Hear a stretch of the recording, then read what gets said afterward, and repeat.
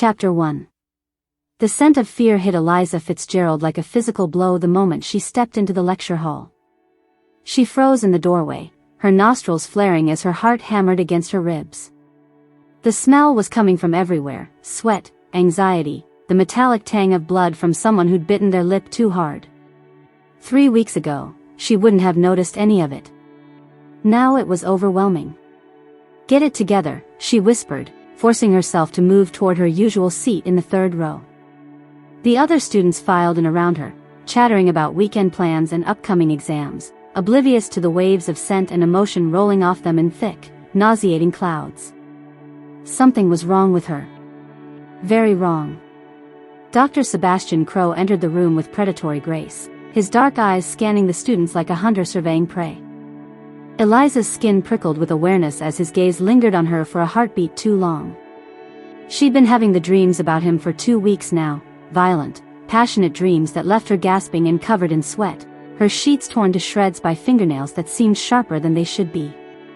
"Today we're discussing genetic mutations," Dr. Cross announced, his voice carrying easily through the lecture hall.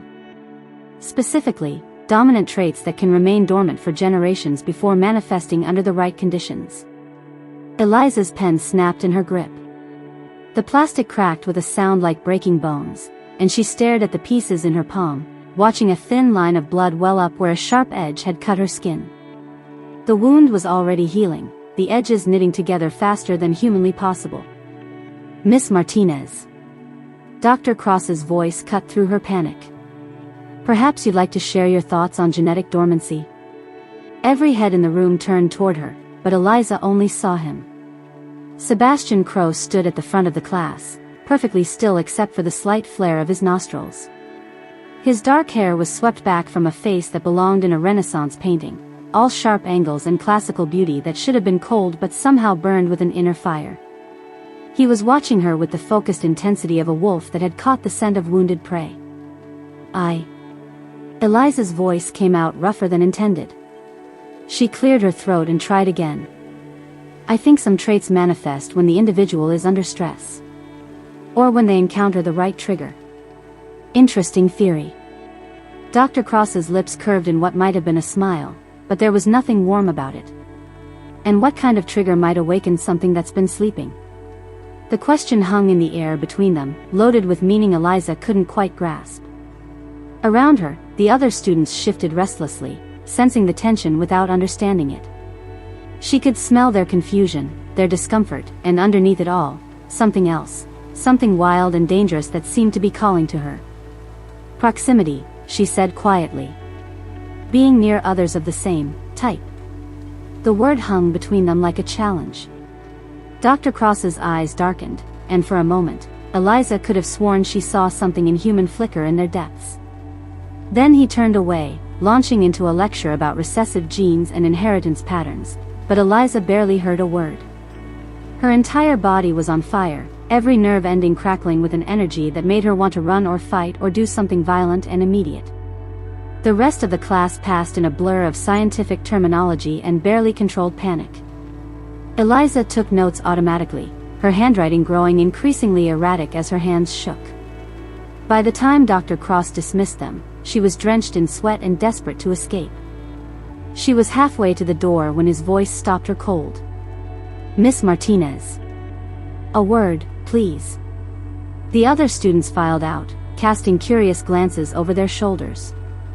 Eliza's feet felt like lead as she turned back toward the front of the classroom. Dr. Cross was gathering his papers with deliberate slowness, waiting until the last student had left before looking up at her. "Close the door." It wasn't a request. Eliza's hand moved to the handle without conscious thought, turning the lock with a soft click that seemed to echo in the sudden silence. When she turned back, Dr. Cross was standing much closer than he'd been before, close enough that she could see the gold flecks in his dark eyes and smell the wild, earthy scent that clung to his skin.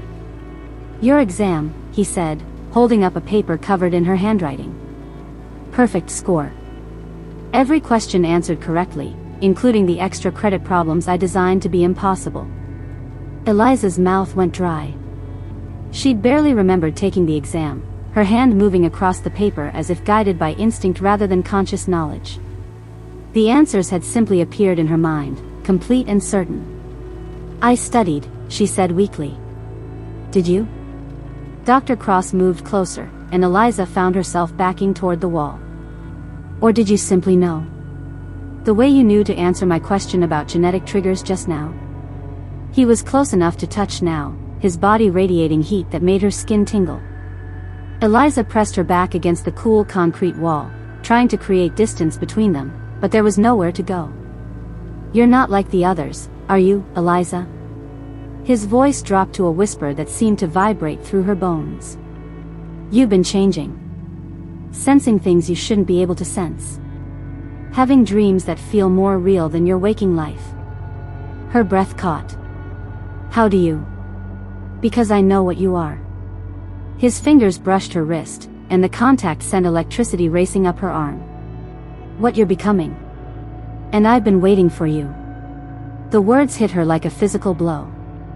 Eliza stared up at him, seeing her own reflection in his eyes, wide with shock and something that might have been recognition. Deep inside her chest, something wild and powerful stirred to life, responding to his nearness like a flame reaching toward oxygen. I don't understand, she whispered. You will. His thumb traced across her pulse point, and she could feel her heartbeat accelerating under his touch. Soon, you'll understand everything. The dreams, the changes, the way your body knows mine even though we've never met before. We have met before. The words spilled out before she could stop them. In my dreams. You're always there, watching me, hunting me. Hunting you? Dr. Cross's smile was sharp and predatory. Oh, Eliza. I'm not hunting you. I'm claiming you. Before she could respond, he stepped back, creating distance between them that felt like a physical loss. Eliza's skin burned where he'd touched her, and she had to resist the urge to reach for him, to close the gap he'd created. Go home, he said, his voice returning to its normal professorial tone. Get some rest. Tomorrow, we'll begin your real education. Eliza stood frozen against the wall, watching as he gathered his things and headed for the door. He paused at the threshold, looking back at her with eyes that seemed to glow in the fluorescent lighting. Oh, and Eliza? You might want to invest in stronger locks. The old ones won't hold much longer. The door closed behind him with a soft click, leaving Eliza alone in the empty classroom. She slid down the wall until she was sitting on the floor, her legs too shaky to support her weight. Her wrist still tingled where he'd touched her, and she could smell his scent lingering in the air, wild and dangerous and utterly intoxicating. Something was happening to her. Something that went far beyond enhanced senses and violent dreams. Dr. Sebastian Crow knew what it was, and somehow, that knowledge was more terrifying than the changes themselves. She sat there for a long time, staring at the empty room and trying to make sense of what he'd said. Claiming her. The words echoed in her mind, carrying implications that made her stomach clench with fear and something else, something that felt disturbingly like anticipation. Finally, she forced herself to stand and gather her things. The hallway outside was empty, most of the students having left for the day. Eliza walked toward the exit in a daze, her mind replaying every word of their conversation. She was so distracted that she almost missed the woman standing by the campus coffee cart. Almost. The woman was Asian, probably in her 30s, with short black hair and sharp, intelligent eyes. She was dressed casually in jeans and a leather jacket, but something about her posture screamed law enforcement. Eliza might not have noticed her at all if not for the way she was watching the biology building with focused intensity. Their eyes met across the quad, and Eliza felt a chill run down her spine. The woman's gaze was assessing, cataloging, the look of someone who was hunting. But unlike Dr. Cross, this woman's attention didn't make Eliza's skin burn with awareness. Instead, it made her want to run. The woman didn't follow as Eliza hurried toward the parking lot, but Eliza could feel her presence like a weight between her shoulder blades. Someone else was watching her now, someone who wasn't a professor with cryptic warnings and burning touches. Eliza's hands shook as she fumbled with her car keys. The dreams, the changes, Dr. Cross's words, and now this stranger with cop eyes, it was all connected somehow.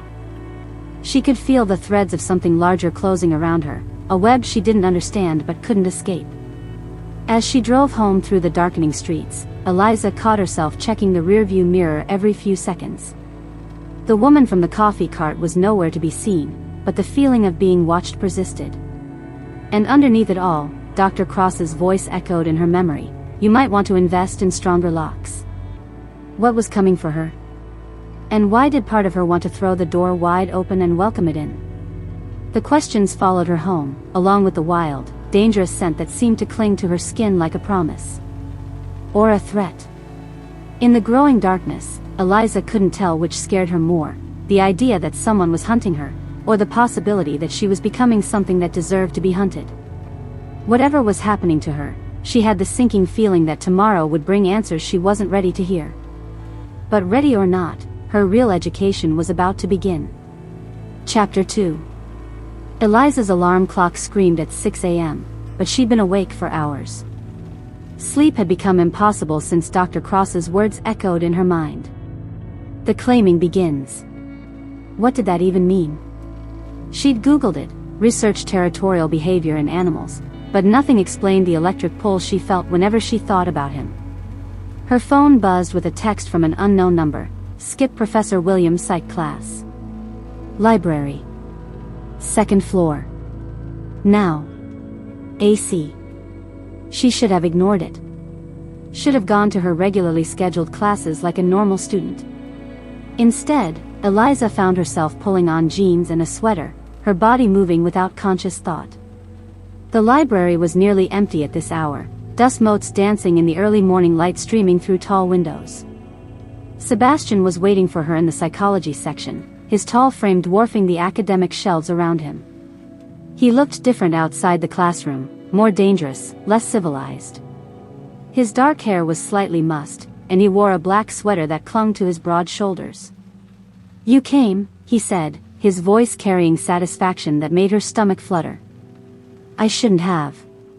Eliza kept her distance, but her traitorous body wanted to move closer. "This is inappropriate.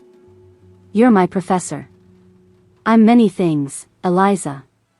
Your professor is the least important of them." He stepped toward her, and she found herself backing against the shelf of books. "Did you sleep last night?" The question was casual, but his eyes were anything but. They seemed to see right through her, cataloging every detail. The dark circles under her eyes, the way her hands trembled slightly, the fact that she'd changed clothes 3 times before settling on something that made her feel confident. "No," she admitted. "Good." The word rumbled through his chest like a purr. "You're starting to understand." "Understand what?"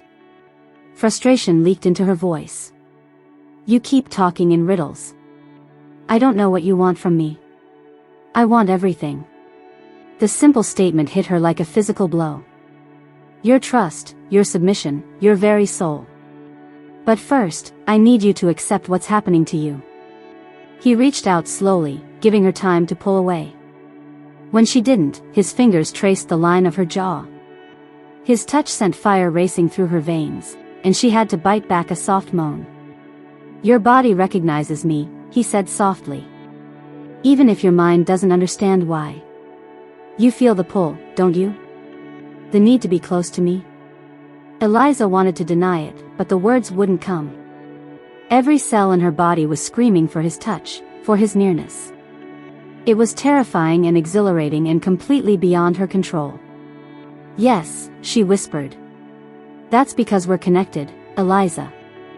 Bonded in ways that go deeper than human understanding." His thumb brushed across her lower lip, and she couldn't suppress the shiver that ran through her. "Your body knows what it needs. Stop fighting it." Before she could respond, footsteps echoed in the library. Sebastian's entire demeanor changed instantly, his body going rigid with alert tension. The soft look in his eyes vanished, replaced by something cold and dangerous. "Professor Cross?" Eliza turned to see Dr. Williams, her psychology professor, approaching with a confused expression. He was a kindly man in his 50s, with graying hair and wire-rimmed glasses that made him look like everyone's favorite uncle. "Richard," Sebastian said, his voice perfectly controlled. I was just helping Miss Martinez with some research. Research? Dr. Williams' eyes moved between them, taking in their close proximity and the tension crackling in the air. Eliza, you missed my class this morning. Is everything all right? Eliza's mouth opened, but no words came out. Her mind felt sluggish, like she was trying to think through thick fog. Sebastian's hand was still touching her face, and she couldn't seem to focus on anything else. Miss Martinez is experiencing some adjustment difficulties, Sebastian said smoothly.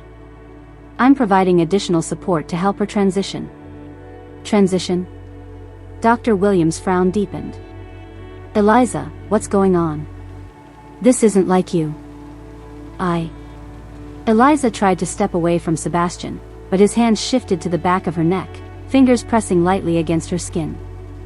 The touch sent electricity shooting down her spine, making her legs weak. I'm fine. Just working on a special project. A special project that requires meeting in the library before regular classes? Dr. Williams' tone was sharp with suspicion. The project requires flexible scheduling, Sebastian replied. His fingers tightened slightly on Eliza's neck, and she felt herself relaxing into his touch despite the warning bells screaming in her head. Miss Martinez is making exceptional progress under my guidance. I see. Dr. Williams looked unconvinced. Eliza, perhaps you should come to my office later. We should discuss your academic priorities. She's quite busy with her current commitments, Sebastian said before Eliza could respond. I'm sure you understand the importance of focused study.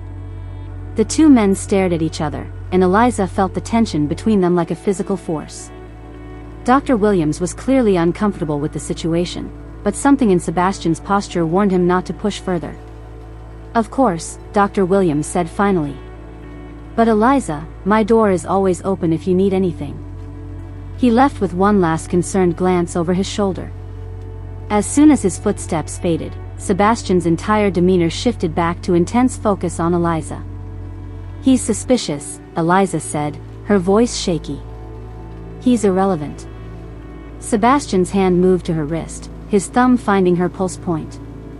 What matters is that you're learning to trust me. I don't trust you. The words came out breathless, contradicted by the way she leaned into his touch. Your body does. His smile was predatory. And your body is wiser than your mind. He was right, and that terrified her. Every instinct she developed over 21 years of life was screaming at her to run, but a deeper, more primal part of her wanted to stay. Wanted to see what would happen if she stopped fighting the pull she felt toward him. I should go to class, she said weakly. Which class?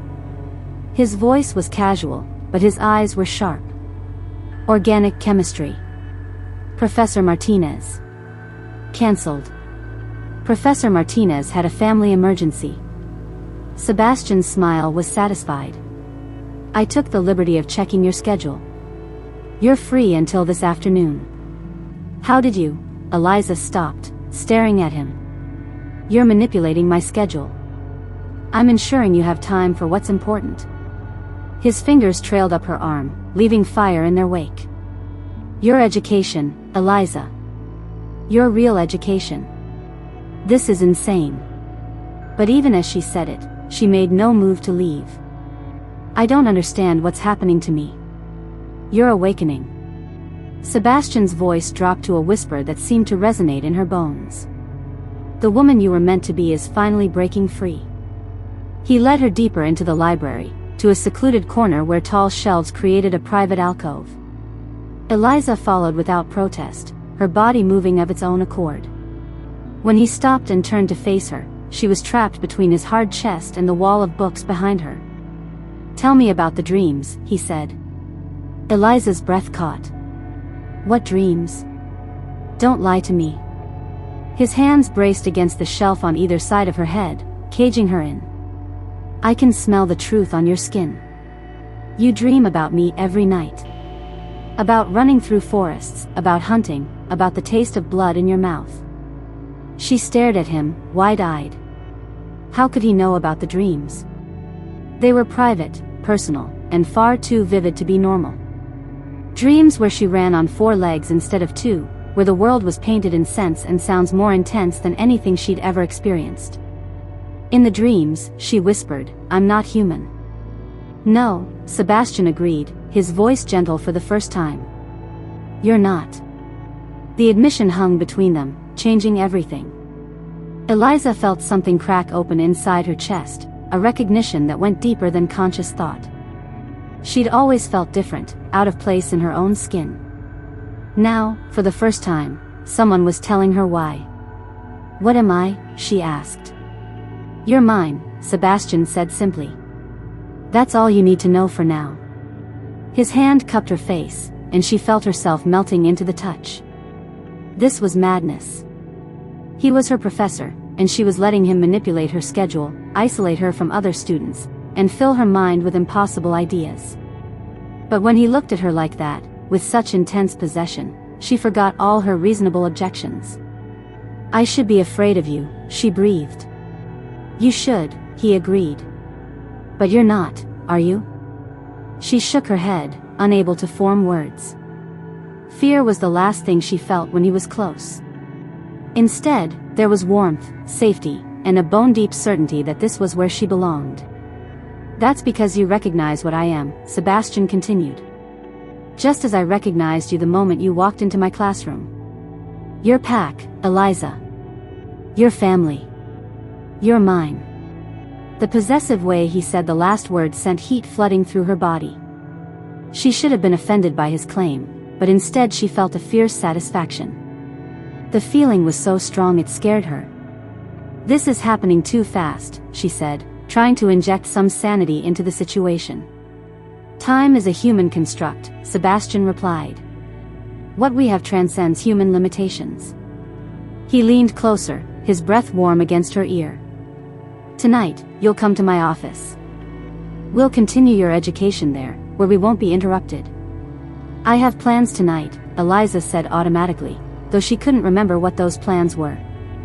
"Cancel them." It wasn't a request. "What we're doing is more important than anything else in your life."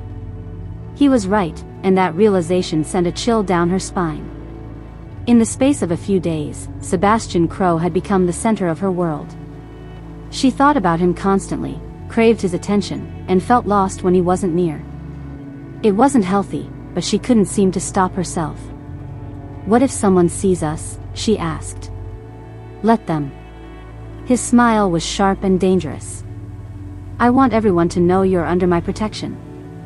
The word protection sent another shiver through her. Protection from what? But before she could ask, Sebastian stepped back, creating distance between them. The loss of his nearness felt like a physical wound. "Go home," he said. "Rest. Eat something with protein. You'll need your strength for tonight." Eliza nodded, unable to argue. She gathered her things and left the library in a daze, her mind spinning with everything that had happened. It wasn't until she was halfway to her dorm that she realized she'd missed 3 classes and hadn't even cared. Her phone buzzed with a text from her roommate. "Where are you? Dr. Williams was looking for you." Eliza stared at the message, guilt crawling up her throat. She'd been the perfect student her entire life, never missing classes, never letting anything interfere with her education. Now she was skipping classes to meet secretly with a professor who spoke about claiming her like she was property. She should have been horrified. Instead, she felt a dark thrill at the memory of his possessive words. Tonight, she would go to his office, and he would continue whatever this was between them. The thought should have terrified her, but all she felt was anticipation. As she climbed the stairs to her dorm room, Eliza caught a glimpse of the woman from yesterday, the one who'd been watching the biology building. She was sitting in a car across the street, her sharp eyes trained on the dormitory entrance. Their gazes met through the window, and Eliza felt that same chill of recognition. Someone was watching her. Someone other than Sebastian. Eliza hurried into her building, her heart pounding. She was caught between 2 forces she didn't understand, Sebastian's dark possession and this stranger's cold surveillance. Both felt dangerous, but in completely different ways. Once safely in her room, Eliza collapsed on her bed and stared at the ceiling. Everything in her life was changing at light speed, and she felt like she was losing control. The worst part was that she didn't want to stop it. Whatever Sebastian was doing to her, however he was changing her, she wanted more. That night, she would go to his office. She would let him continue his dark education, and she would try not to think about the consequences. Because for the first time in her life, Eliza Fitzgerald felt like she was exactly where she belonged. Even if that place might destroy her. Chapter 3. Eliza sat cross-legged on her dorm room floor at 3 a.m, staring at her hands. They looked normal enough in the dim light from her desk lamp, but she could feel something moving beneath the skin. A restlessness that made her bones ache and her muscles twitch. Her roommate Sarah had gone home for the weekend, leaving Eliza alone with the changes she couldn't understand. The dreams had gotten worse. Last night she dreamed of running through dark woods, her feet, silent on the forest floor. She'd woken with dirt under her fingernails and scratches on her arms that were already healing. "This isn't happening," she whispered, but her reflection in the mirror across the room showed eyes that seemed to glow amber in the darkness. The panic started small, just a flutter in her chest.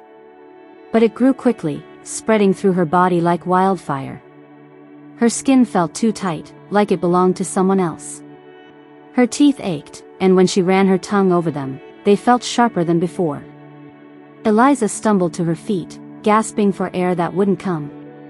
The walls of her small dorm room seemed to be closing in. She needed space, needed to run, needed to. Pain exploded through her body. She doubled over, a scream tearing from her throat as her bones began to shift. Her fingers lengthened, nails extending into claws that dug furrows in the wooden floor. The rational part of her mind gibbered in terror, but something deeper recognized what was happening and embraced it. "No, no, no," she panted, but her voice came out rough and inhuman. Her spine arched, vertebrae popping and realigning. Muscles she'd never known she had rippled beneath her skin. The pain was incredible, but underneath it was something else, a wild joy that terrified her more than the physical agony. Eliza's vision sharpened until she could see every dust mote in the air. Scents flooded her nose, the industrial soap they used to clean the dorms, Sarah's vanilla perfume lingering on her pillow, and underneath it all, something wild and earthy that called to her soul. A knock at the door made her freeze. "Eliza." Sebastian's voice was calm, controlled. "Open the door." She couldn't speak. Her jaw had elongated, and when she tried to form words, only a low growl emerged. How was he here? How did he know? The door opened anyway. Sebastian stepped inside like he owned the space, his dark eyes taking in her half-transformed state with satisfaction rather than shock.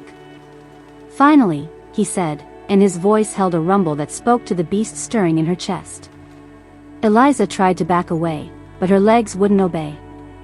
She was caught between human and something else, her body a battlefield she was losing.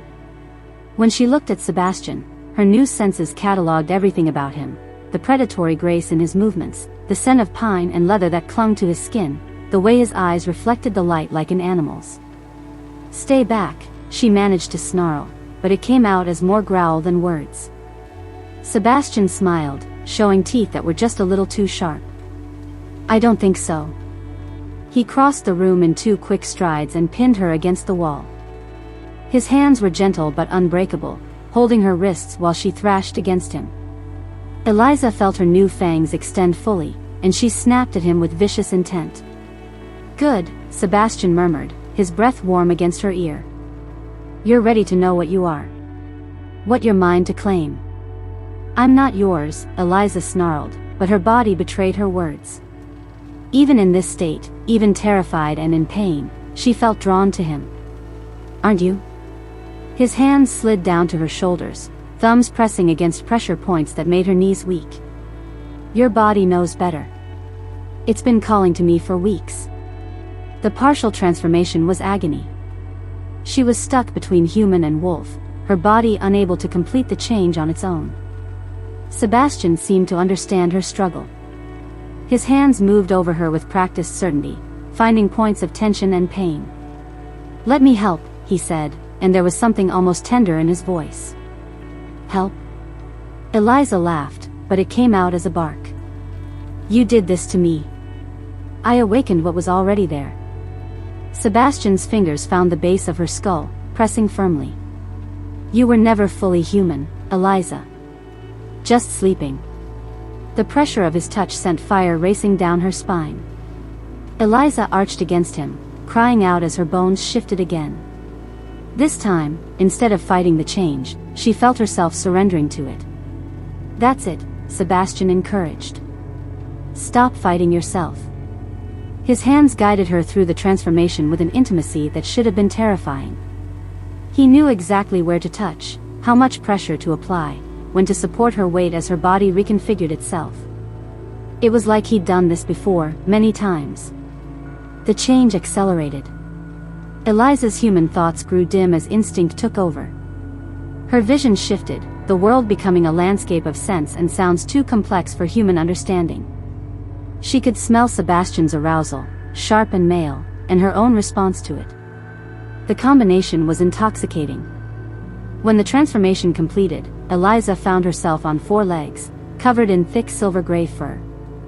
She was smaller than she'd expected, more delicate, but she could feel the strength coiled in her new muscles. Her reflection in the mirror showed a wolf with amber eyes that held human intelligence. Sebastian crouched in front of her, no longer bothering to hide his own inhuman nature. His eyes glowed gold, and when he smiled, his canines were fully extended. Beautiful, he said, reaching out to touch her muzzle. Even more perfect than I imagined. Eliza should have been afraid. Should have been horrified by what she'd become. Instead, she felt complete for the first time in her life. This body fit her in ways her human form never had. When Sebastian's scent filled her nose, she felt a recognition so deep it went beyond thought. Pack. Mate. Home. The words weren't human concepts, but they made perfect sense to her wolf mind. Sebastian's transformation was faster than hers had been, controlled and practiced. Within moments, a massive black wolf sat before her, easily twice her size. His fur was midnight dark except for silver markings around his eyes and muzzle that spoke of age and power. When he approached her, Eliza didn't retreat. Some instinct older than civilization told her he was dominant, that submission was not just expected but craved. She lowered her head, exposing her throat in a gesture of trust that terrified and thrilled her human consciousness. The black wolf's approval rumbled through his chest. He touched his muzzle to hers, scent marking her, claiming her in ways that human words couldn't express. Eliza felt herself melting into the contact, her wolf's soul singing with recognition. Mine, his scent seemed to say. Finally mine. They stayed like that for long minutes, relearning each other through senses humans had forgotten they possessed. Eliza discovered that Sebastian's wolf was ancient, powerful, with an authority that made every instinct in her body bow in recognition. He was alpha, and she was his. The thought should have made her rebel, but instead it filled her with fierce pride. To be chosen by such a creature, claimed by him, it was an honor beyond human understanding. When they transformed back, the change was easier. Eliza's body seemed to remember how it worked now, bones and muscles sliding back into human configuration with only mild discomfort. She found herself naked and kneeling on her dorm room floor, Sebastian's hand still touching her face. Now you know, he said quietly. What you are. What we are. Eliza stared at him, her mind reeling. Werewolf. Such a crude human word. Sebastian helped her to her feet, seemingly unconcerned by their mutual nudity. We are shifters. Wolves who can take human form when it suits us. How long have you known? She asked. About me? Since the moment you walked into my classroom. Sebastian's smile was predatory. Your scent called to me. Your pack, Eliza. My pack. And more than that. He paused, his eyes burning with an intensity that made her breath catch. You're my mate. The word hit her like a physical blow. Mate. Not girlfriend, not lover. Something deeper, more permanent. More primal. I don't understand, Eliza whispered. You will. Sebastian reached for her clothes, helping her dress with gentle efficiency. This is just the beginning of your education. As Eliza pulled on her sweater, she noticed something that made her blood run cold. There, on her desk, partially hidden by textbooks, was a small electronic device she'd never seen before. A bug. Someone had been listening. Sebastian followed her gaze and his expression darkened. He moved to the device with inhuman speed, plucking it from its hiding place. Instead of destroying it, he held it up to his mouth. Agent Clark, he said conversationally. I hope you enjoyed the show. Eliza felt the blood drain from her face. Someone was listening. Not just listening. Watching. Sebastian crushed the device in his palm, circuits sparking between his fingers. The government has been tracking our kind for decades. They know what we are. The woman, Eliza breathed, remembering the Asian woman who'd been watching her. She's some kind of agent? FBI Supernatural Division. They've been monitoring you since your changes started. Sebastian's voice was calm, but Eliza could smell the rage coming off him in waves. Don't worry. My pack has been aware of her surveillance. We've been feeding her false information for weeks. He moved to the window, looking out at the parking lot below. Eliza joined him, following his gaze to a nondescript sedan parked under a streetlight. She could see a figure inside, but even with her enhanced vision, she couldn't make out details. She saw everything, Eliza said, panic rising in her throat. She saw what we wanted her to see. Sebastian's arms slid around her waist, pulling her against his side. The equipment we allowed her to place here has been compromised from the beginning. All she recorded tonight was static and background noise. How? We have our ways. Sebastian's smile was sharp. Technology is useful, but it's no match for supernatural cunning. Agent Clark thinks her surveillance is undetected. She has no idea we've been manipulating her from the start. Eliza leaned into his warmth, trying to process everything that had happened. An hour ago, she'd been human. Now she was something else entirely, claimed by a creature she barely understood, hunted by government agents. What happens now? She asked. Now you learn what it means to be Pac. Sebastian's hand stroked her hair, soothing despite the dangerous undertones in his voice. You learn to use your new abilities. You learn to hunt, to fight, to protect what's ours. And if I don't want to? Sebastian's hand stilled in her hair. When he looked down at her, his eyes held golden fire. You felt what I felt in there, he said quietly. When we were wolves together. You recognized me, just as I recognized you. This isn't a choice, Eliza. It's destiny. He was right, and that terrified her. In wolf form, with his scent filling her nose and his presence dominating her senses, she'd felt complete. Like she'd been searching for him her entire life without knowing it. The dreams, she said suddenly. You were there. In my dreams, before any of this started. I called to you. Sebastian's admission was matter-of-fact. Through the pack bond.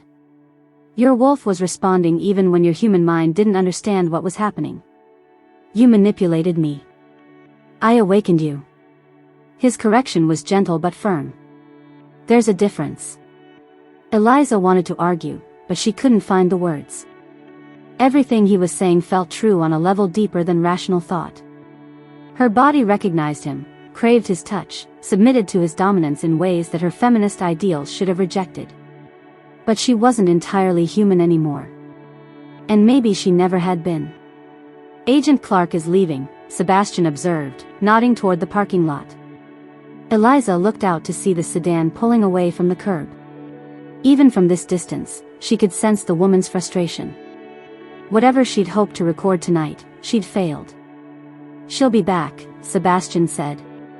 But not tonight. Tonight, you're safe. Safe. The word should have been comforting, but Eliza felt anything but secure. Her world had been turned upside down, her body transformed, her future uncertain. The only constant was Sebastian, and she wasn't sure if that was salvation or damnation.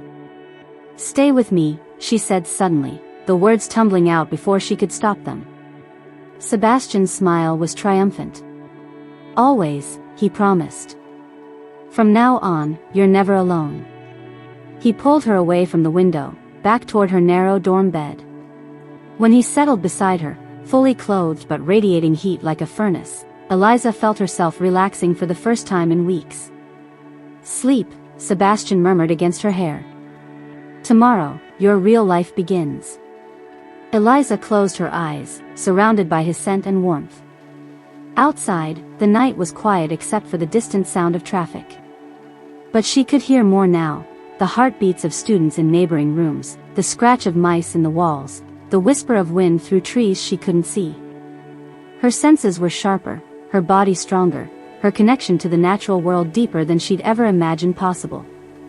She was no longer human, no longer alone, no longer the ordinary girl who'd walked into Dr. Cross's biology class just days ago. She was something new. Something dangerous. Something his. As sleep finally claimed her, Eliza's last conscious thought was of amber eyes and the feeling of running through moonlit forests. Tomorrow would bring new challenges, new revelations, new dangers. But tonight, for the first time since her changes began, she felt like she knew exactly where she belonged. In Sebastian's arms, claimed and protected by a power older than civilization itself. The transformation was complete. There was no going back now. Chapter 4. Eliza woke to the sound of Sebastian moving around her dorm room. The morning light streaming through her window felt harsh against her newly sensitive eyes, and she squinted as she sat up in bed.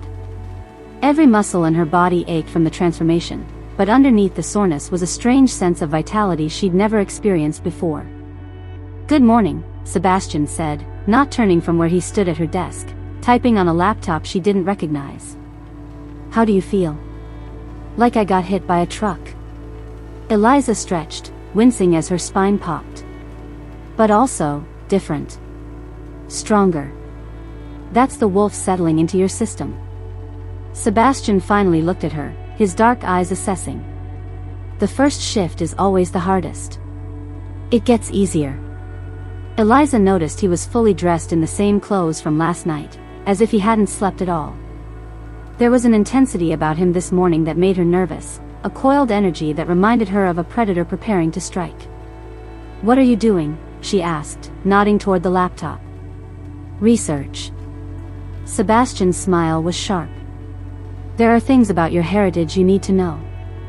Things I've been waiting for the right moment to share." The word heritage sent a chill down Eliza's spine. She thought about her parents, killed in a car accident when she was 15. They'd been ordinary people. Her father worked in insurance, her mother taught elementary school. What could they possibly have to do with werewolves? "My parents were human," she said carefully. "Were they?" Sebastian closed the laptop with a soft click. "Come here, Eliza. It's time you learned the truth." Something in his tone made her want to refuse, but her body moved without conscious thought. The bond she'd felt last night seemed stronger now, pulling her toward him like gravity. When she stood before him, Sebastian cupped her face in his hands. "What I'm about to show you will hurt," he said gently. "But you need to see it. You need to understand what you really are, and why you belong to me." Before Eliza could ask what he meant, Sebastian turned the laptop screen toward her. A video player was open, showing what looked like surveillance footage. The timestamp read 6 years ago, just a few months before her parents died. "Watch," Sebastian commanded. The footage showed a residential street Eliza recognized with a jolt of pain. Her childhood home. In the video, a black sedan was parked across the street from the house. As she watched, the front door opened and her parents emerged. Eliza's breath caught. There they were, her mother with her soft brown hair and gentle smile, her father tall and protective. They looked exactly as she remembered them, and seeing them alive again, even in a recording, made her chest tight with grief. "They look human, don't they?"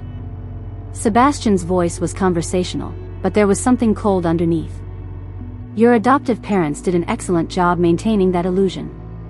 Adoptive? Eliza's voice came out as a whisper. What are you talking about? Those are my parents. Those are the people who raised you, Sebastian corrected. But they weren't your biological parents. Look closer, Eliza. Watch what happens next. In the video, her parents, the people she'd thought were her parents, walked toward their car. As they moved, Eliza noticed something she'd never seen before. Their movements were too fluid, too graceful. And when her father turned his head to scan the street, his eyes reflected the light like an animal's. They were wolves, Sebastian said softly. Guardians assigned to protect you until you came of age. They did their job well, maybe too well. They actually cared about you. Eliza stared at the screen in shock. That's impossible. They were just normal. They went to work, they helped me with homework, they died to keep you safe. Sebastian's finger hovered over the trackpad. Do you want to see how? Eliza wanted to say no, wanted to turn away, but something compelled her to nod. Sebastian clicked play. The footage continued. Her parents reached their car, but before they could get in, black SUVs screeched around the corner from both directions. Armed figures in tactical gear poured out, surrounding the couple. FBI Supernatural Task Force, Sebastian narrated. They'd been tracking your guardians for months. In the video, her father shifted into a massive brown wolf in the space of a heartbeat. Her mother followed, transforming into a smaller wolf with reddish fur. They fought with desperate fury, taking down several agents before the gunfire started. Eliza watched in horror as silver bullets tore through the wolves. Her father fell first, a howl of pain and rage cut short by blood.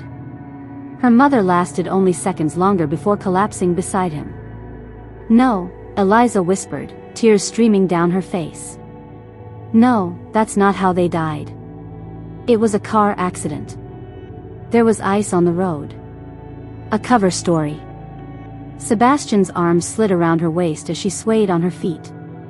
The FBI cleaned up the scene, disposed of the bodies, and created a believable accident. They do it all the time. Eliza felt like she was drowning. Everything she'd believed about her life, her family, her identity was crumbling around her. Her parents hadn't been human. They'd died protecting her from government agents. And she'd never known any of it. Why? She choked out. Why did they have to die? Because they were weak. Sebastian's voice held no sympathy. They should have brought you to me when your powers first manifested. Instead, they tried to keep you hidden, to let you live a human life. Their softness got them killed. The casual cruelty in his words hit Eliza like a slap. She pulled away from him, anger flaring through her grief. They loved me, she snapped.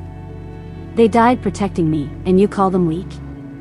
Love is weakness when it clouds judgment. Sebastian's eyes glittered dangerously. If they'd been stronger, smarter, they would have recognized what you are and brought you to your true family. To me. What I am. Eliza wiped her eyes with shaking hands. You keep saying that like it means something special. Sebastian's smile was triumphant. It means everything. You're not just any wolf, Eliza.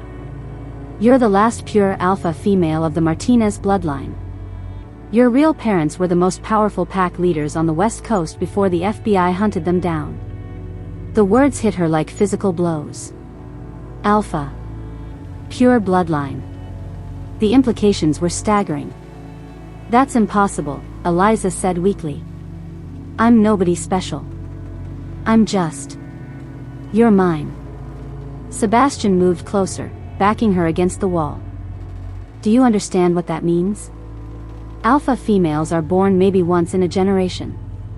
They're the only ones who can bear true alpha offspring, the only ones who can strengthen a bloodline instead of diluting it. His hands braced on either side of her head, trapping her. Eliza could smell his arousal, sharp and male, mixed with something darker. Obsession. I've been tracking your family for 15 years, Sebastian continued. Watching, waiting, eliminating obstacles. There were 3 other potential mates for you, young alphas from rival packs who might have tried to claim you. They're all dead now. Eliza stared at him in horror. You killed them? I eliminated the competition. Sebastian's voice was matter-of-fact. You were always meant to be mine, Eliza.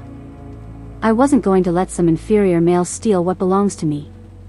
I don't belong to anyone. Eliza tried to push past him, but he didn't budge. The casual display of strength terrified her. Don't you?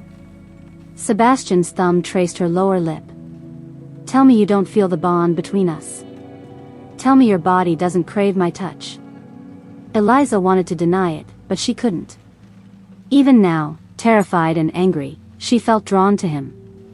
Her body responded to his nearness despite her mind's protests. That's not natural, she said desperately. This feeling, it's not real. Oh, it's very real. Sebastian's smile was predatory. Though you're right that it's not entirely natural. I may have encouraged the bond along. What do you mean? Instead of answering, Sebastian pulled a small vial from his pocket. It contained a dark red liquid that seemed to shimmer in the light. Alpha blood, he said conversationally. Very powerful. A few drops in your coffee each morning, a touch in your food. Not enough to hurt you, just enough to create a connection. Eliza felt sick. You've been drugging me? I've been preparing you. Sebastian pocketed the vial. The bond between us is real, Eliza, but it needed a catalyst. My blood in your system created a supernatural connection that grows stronger every day. You're insane. Eliza tried again to push past him, but this time pain lanced through her chest. Sharp, brutal agony that drove her to her knees. Careful, Sebastian said mildly, not making any move to help her. The bond doesn't like it when you try to run from me. The farther you go, the worse it gets. Eliza gasped, clutching her chest. The pain was incredible, like someone was ripping her heart out. When she stopped trying to move away from Sebastian, it faded to a dull ache. What did you do to me? She panted. I made sure you could never leave.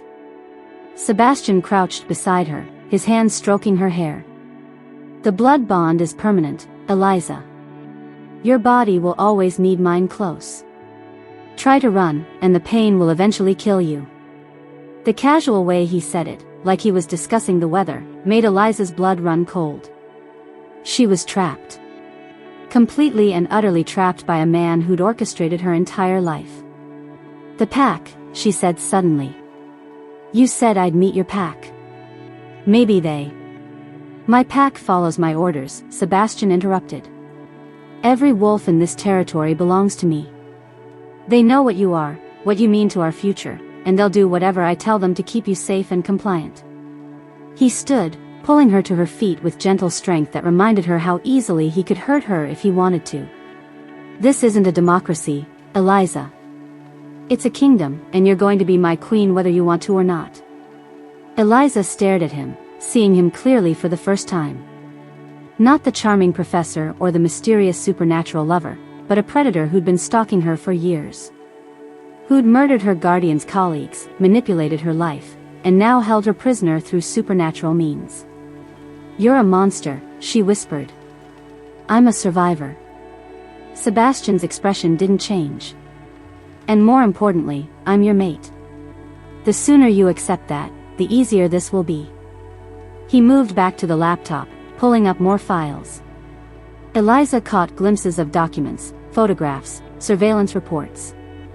Her entire life laid out like a case study. I know everything about you, Sebastian said without looking up. Every friend you've ever had, every teacher who influenced you, every boy you kissed in high school. I've been watching you since you were 15 years old, waiting for you to mature. The timeline made Eliza's skin crawl. He'd been watching her since she was a teenager. Planning this. You're sick, she said. I'm thorough. Sebastian finally looked at her again. Do you want to see the rest? The reports on your college roommates, your professors, the coffee shop where you work? I have files on everyone in your life. Eliza felt trapped, suffocated by the scope of his obsession. He'd turned her entire existence into a game, with her as the unwitting prize. Why? She asked desperately. Why go to all this trouble? There have to be other alpha females somewhere. Not like you. Sebastian's eyes burned with fanatic intensity. Your bloodline is the purest I've ever found. Your children will be more powerful than any born in the last century. You're not just any alpha female, Eliza. You're the key to rebuilding our species. The way he talked about her, like she was a breeding animal, made Eliza feel sick. But underneath the revulsion was fear. Because she could see the truth in his eyes, he would never let her go. Never. What if I refuse? She asked quietly. What if I never give you what you want? Sebastian's smile was sharp as a blade. Then you'll spend eternity trying. The blood bond ensures you'll never be able to stay away from me long enough to form attachments elsewhere. And eventually, your wolf will override your human objections. Nature always wins, Eliza. He was right, and they both knew it.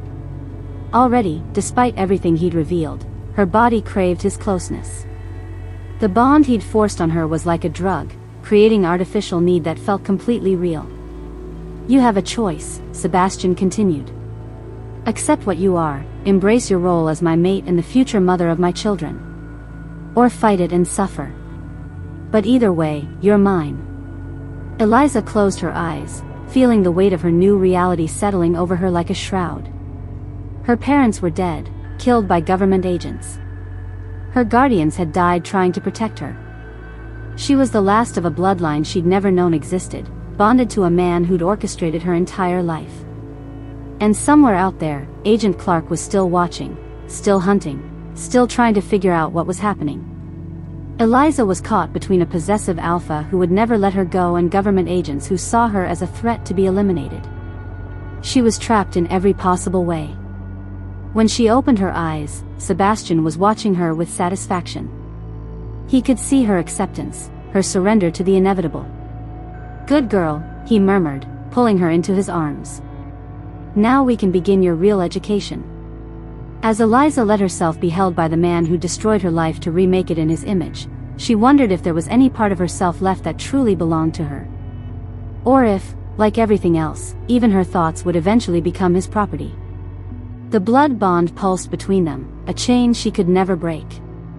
She was his queen now, whether she wanted to be or not. Chapter 5. Eliza stared at the ceiling of her dorm room for hours after Sebastian left, his words echoing in her mind like a curse. You're mine. The blood bond pulsed beneath her skin, a constant reminder of the supernatural chain he'd forged between them. Every time she tried to imagine a life without him, pain lanced through her chest. But she had to try something. She couldn't just accept this. Dr. Elizabeth Edward had been Eliza's psychology professor freshman year, and more importantly, she'd become something of a mentor. Dr. Edward was the one who'd encouraged Eliza to pursue advanced courses, who'd written recommendation letters, who'd always had an open door when Eliza needed to talk. If anyone could help her make sense of what was happening, it would be her. Eliza waited until late afternoon, when most students would be in classes or at dinner. The psychology building was quiet, and Dr. Edward's office light was on. Eliza knocked softly. Come in, came the familiar voice. Dr. Edward looked up from her desk with a warm smile that faltered slightly when she saw Eliza's face. She was a woman in her 50s with silver-streaked brown hair and kind eyes behind wire-rimmed glasses. She'd always reminded Eliza of the mother she'd lost, warm, intelligent, trustworthy. Eliza, dear, you look terrible. Are you feeling all right? Eliza closed the door behind her and took a seat across from Dr. Edward's desk. Where to even begin? How could she explain that her life had been a lie, that she wasn't human, that she was trapped by a supernatural bond to a man who'd been manipulating her for years?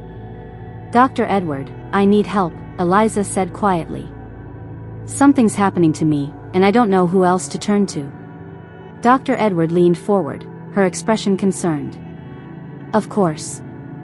What's going on? Eliza took a shaky breath. It's about Dr. Cross. Sebastian Crow from the biology department.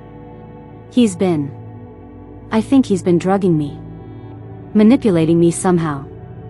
She watched Dr. Edward face carefully, looking for shock or alarm. Instead, she saw something that made her blood run cold, a flicker of what looked like annoyance. Drugging you? Dr. Edward asked carefully. That's a very serious accusation, Eliza. What makes you think that? He admitted it, Eliza said desperately. He showed me surveillance footage of my parents' deaths, told me he's been tracking me for years. He's done something to create this connection between us that makes it physically painful to be away from him. Dr. Edward was quiet for a long moment, her fingers steepled in front of her. When she spoke, her voice was gentler than Eliza expected. Eliza, have you been sleeping? Eating regularly? You've been under a lot of stress lately with your advanced coursework. This isn't about stress. Eliza's voice rose, frustration bleeding through. Dr. Edward, please. He's dangerous. He's not what he seems. None of this is what it seems. What do you mean by that? Eliza hesitated. How could she explain about werewolves without sounding completely insane? But Dr. Edward was a psychologist. She dealt with delusions and mental breaks all the time. Surely she would recognize that Eliza was lucid, coherent, despite the impossible nature of what she was saying. There are things about human biology that aren't in the textbooks, Eliza said carefully. Genetic variations that most people don't know about. Dr. Cross is involved in research that's classified. Dr. Edward nodded slowly. I see. And you believe you're part of this research? I know I am. Eliza leaned forward desperately. Dr. Edward, I'm telling you the truth. Dr. Cross has been manipulating my life for years. He's dangerous, and I need help getting away from him. For a moment, Dr. Edward looked genuinely conflicted. Then she reached for her phone. Let me make a call, she said. Someone who might be able to help. Relief flooded through Eliza. Finally, someone was taking her seriously. She watched as Dr. Edward scrolled through her contacts and placed the call. Sebastian? Yes, she's here. No, she seems quite agitated. Yes, I understand. Of course. The words hit Eliza like ice water. She stared at Dr. Edward in growing horror as the older woman hung up the phone. He'll be here in 10 minutes, Dr. Edward said calmly. You called him? Eliza's voice came out as a whisper. You called Sebastian? Dr. Edward removed her glasses and cleaned them methodically. Eliza, I think you're having some kind of breakdown.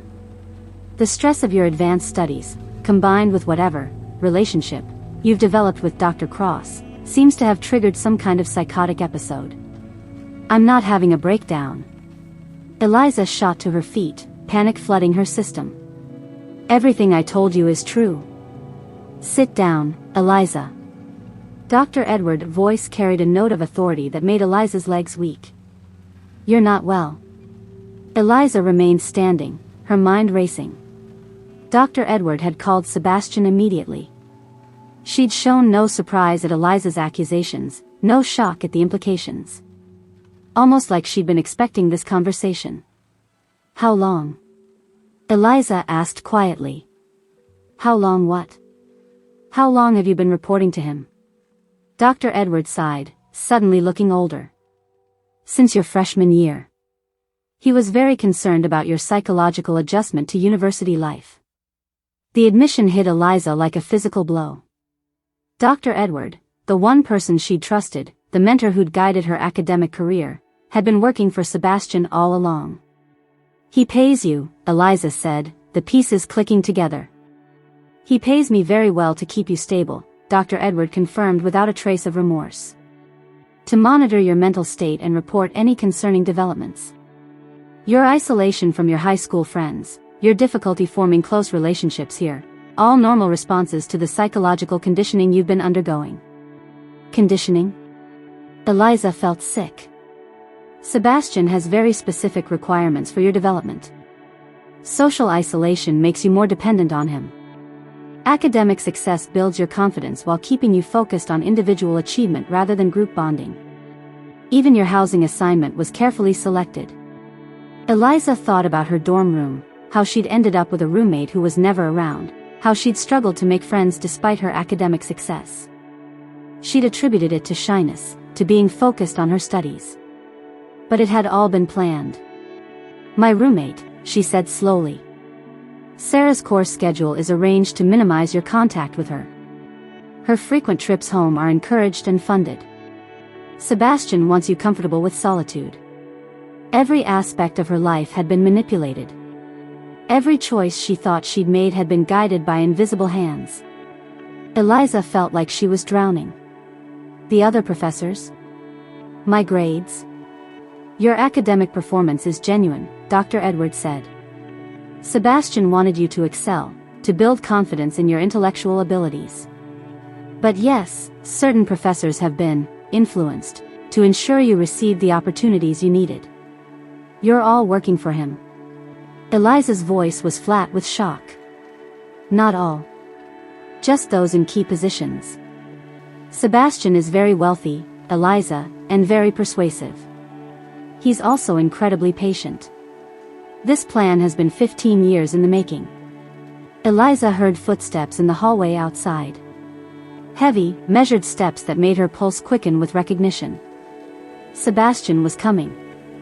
I have to go, Eliza said, moving toward the door. You can't leave, dear. Dr. Edward's voice was gentle but firm. Sebastian specifically asked me to keep you here until he arrives. Eliza tried the door handle. It was locked. You locked me in? Panic flooded her system. Dr. Edward, please. You don't understand what he is.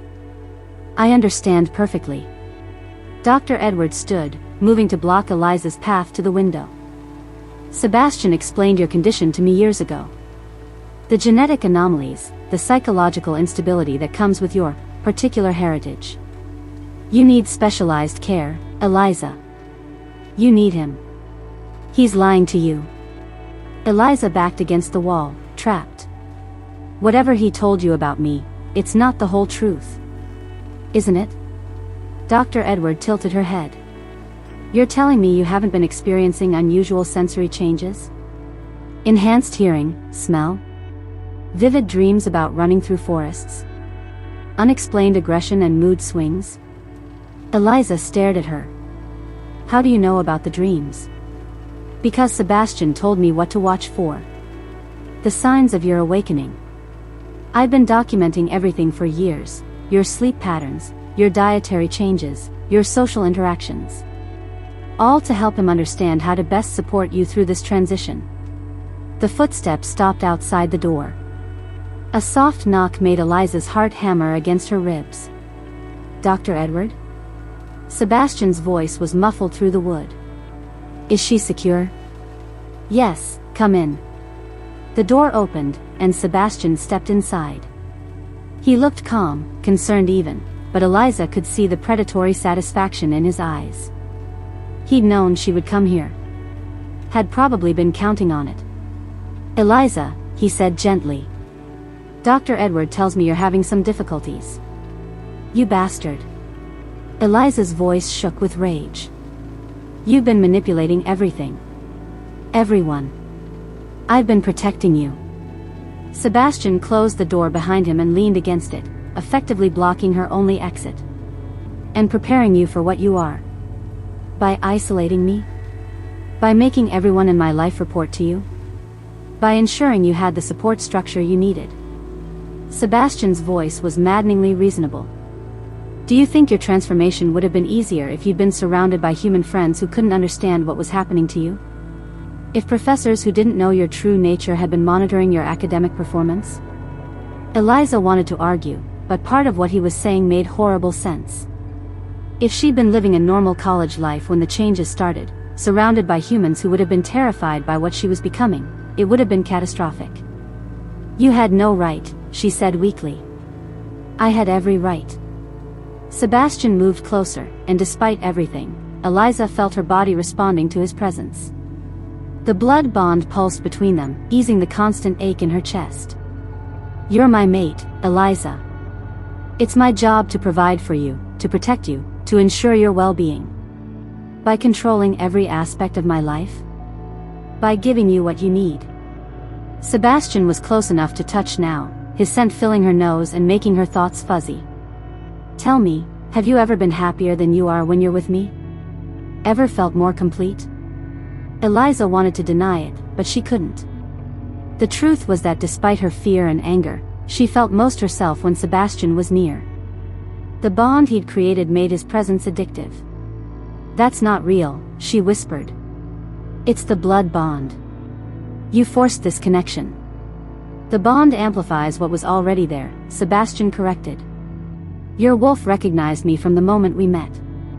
I simply made sure you couldn't ignore the call." Dr. Edward cleared her throat softly. "Perhaps I should leave you two to discuss this privately." "No," Sebastian said without taking his eyes off Eliza. "I want you to see this. It's important for Eliza's ongoing treatment." Treatment? Like she was sick, broken, something to be fixed. "Sebastian," Eliza said desperately, "please. Just let me go. I won't tell anyone about what you are, what I am. I'll disappear, start over somewhere else." Sebastian's expression grew cold. "That's not possible." "Why not?" Instead of answering, Sebastian pulled out his phone and showed her a video. The image was grainy, clearly surveillance footage, but Eliza could make out a woman in what looked like a padded cell. The woman was thin to the point of emaciation, her hair wild and matted. She was pacing frantically, occasionally throwing herself against the walls with enough force to leave bloody smears. "This is Rebecca Winters," Sebastian said quietly. "Alpha female from the Montana Territory. She refused her designated mate 5 years ago." Eliza watched in horror as the woman in the video suddenly collapsed, convulsing violently. When the seizure passed, she lay still for only a moment before resuming her frantic pacing. The rejection broke something in her mind, Sebastian continued. Without the stabilizing influence of her mate bond, her wolf and human halves are at war. She hasn't spoken a coherent word in 3 years. "That's not what would happen to me," Eliza said, but her voice lacked conviction. Sebastian swiped to another video. This one showed a man who might have been handsome once, but was now scarred and twisted. He was chained to a wall, snarling and snapping at anyone who came near. "Harrison Clark," Sebastian said. "Yes, related to your FBI friend. He was an alpha who tried to live without a mate. The isolation drove him feral. He killed 6 people before his own pack had to put him down." Eliza felt sick. "You're lying. These could be anyone." "Dr. Edward has the psychological profiles," Sebastian said. "Don't you, Elizabeth?"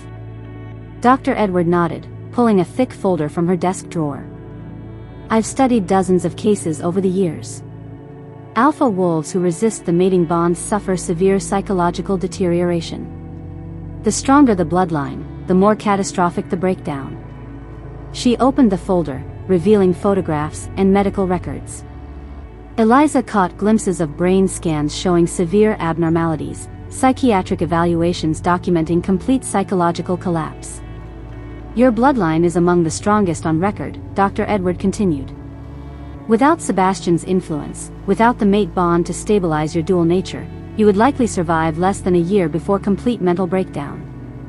"That's impossible," Eliza whispered, but the evidence was right there in front of her. "It's biology," Sebastian said softly. "Alpha wolves aren't meant to exist alone. We're pack creatures, and the strongest of us need the deepest bonds to maintain our sanity. The blood bond isn't just about control, Eliza. It's about survival." He moved closer, his hands framing her face with surprising gentleness. "You can hate me," he whispered against her throat, his breath warm on her skin. "You can fight this, resent every choice I've made. But you can't survive without me." Eliza felt tears sliding down her cheeks. Every revelation made her situation more hopeless. She wasn't just trapped by supernatural bonds and manipulated circumstances, she was trapped by her own biology. "The other werewolves," she said desperately. "Your pack. Surely some of them." "My pack follows my orders," Sebastian interrupted. "And even if they didn't, none of them are strong enough to provide what you need. You're an alpha female, Eliza. You need an alpha male. You need me." The certainty in his voice broke something inside her. Eliza sagged against the wall, feeling the weight of her new reality crushing down on her. There was no escape. No rescue. No choice. "What do you want from me?" she asked quietly. "Acceptance," Sebastian said simply. "Stop fighting what you are. Stop fighting us. Let me give you the life you were meant to have. And if I do, then you'll be cherished, protected, loved in ways no human woman could ever understand." Sebastian's hands slid down to her shoulders. "You'll be the queen of the most powerful pack on the West Coast. You'll bear children who will reshape our species. You'll have everything you could ever want. Except freedom." "Freedom is an illusion," Dr. Edward interjected. "Humans think they're free, but they're slaves to their biology, their emotions, their social conditioning. At least with Sebastian, you'll know exactly where you stand." Eliza looked between them, the man who'd orchestrated her entire life and the woman who'd helped him do it. Both watching her with expectant expressions, waiting for her surrender. The blood bond pulsed in her chest, reminding her that she was already bound to Sebastian in ways that transcended choice. The evidence of what happened to resistant alphas was overwhelming. Her own biology was a trap she could never escape. "I need time," Eliza said finally. "Of course," Sebastian agreed. "But not too much time. The longer you fight this, the more it will hurt." "And Eliza?" She looked up at him. "Don't try to run again. The bond is stronger now, and the pain will be worse. Besides," his smile was sharp, "where would you go? Everyone in your life answers to me." It was true, and they all knew it. Eliza was more alone than she'd ever imagined possible, surrounded by people who were loyal to the man who'd claimed her. As Sebastian and Dr. Edward discussed her treatment plan, like she wasn't there, Eliza felt the last of her resistance crumbling. She was trapped in a web that had been 15 years in the making, bound by forces she couldn't fight or escape. The trap had finally closed completely around her. And the worst part was that some traitorous part of her was almost relieved to stop struggling against the inevitable. Chapter 6. Eliza woke to the sound of shouting outside Sebastian's off-campus house. She'd been staying here for 3 days now, ever since Dr. Edward had declared her psychologically unstable and recommended immediate isolation for her own safety. The luxurious bedroom felt more like a prison cell, despite its silk sheets and expensive furnishings. She moved to the window, careful to stay behind the heavy curtains Sebastian had insisted remain closed. In the pre-dawn darkness, she could see figures moving through the trees that surrounded the property. They wore tactical gear and moved with military precision, but something about their movements was wrong, too fluid, too coordinated. "Beautiful morning, isn't it?" Eliza spun around to find Sebastian standing in the doorway, fully dressed in dark clothing that made him blend into the shadows. His eyes held a dangerous glitter that made her stomach clench with unease. "Who are those people?" she asked. "Government hunters," Sebastian said casually, moving to stand beside her at the window. Agent Clark finally convinced her superiors to take more direct action. Eliza watched as one of the figures raised what looked like a rifle, scanning the house through a scope. "They're here for us." "They're here for you," Sebastian corrected. "Clark knows what you are now. What you represent. The last pure alpha female can't be allowed to breed and strengthen our species." The possessive way he said "our species" made Eliza's skin crawl, but she forced herself to focus on the immediate danger. "How did they find us? Does it matter?" Sebastian's arms slid around her waist, pulling her against his side. "What matters is that you're safe. Here, with me." Eliza tried to step away, but Sebastian's grip tightened. The blood bond pulsed between them, creating that familiar mix of need and revulsion that had become her constant companion. "We need to run," she said. "Get out of here before." "Run where?" Sebastian's voice was amused. "Clark has been tracking us for weeks. Her team has surrounded the house, the roads are blocked, and her hunters are equipped with specialized weapons designed to kill our kind." As if to prove his point, Eliza heard the distant crack of gunfire. Not regular bullets, something that whistled through the air with an odd, metallic sound. "Silver rounds," Sebastian explained. "Fragmentation bullets designed to cause maximum damage to werewolf physiology. Very effective, very lethal." "You seem awfully calm about this," Eliza observed, studying his face. "Why shouldn't I be?" Sebastian's smile was sharp. "My den is impregnable, my pack is well trained, and I have what they want most. Agent Clark won't risk your life with a direct assault." Eliza felt a chill run down her spine. "You're using me as a human shield." "I'm protecting my mate," Sebastian corrected. "And ensuring that the government understands the consequences of threatening what belongs to me." More gunfire erupted outside, closer this time.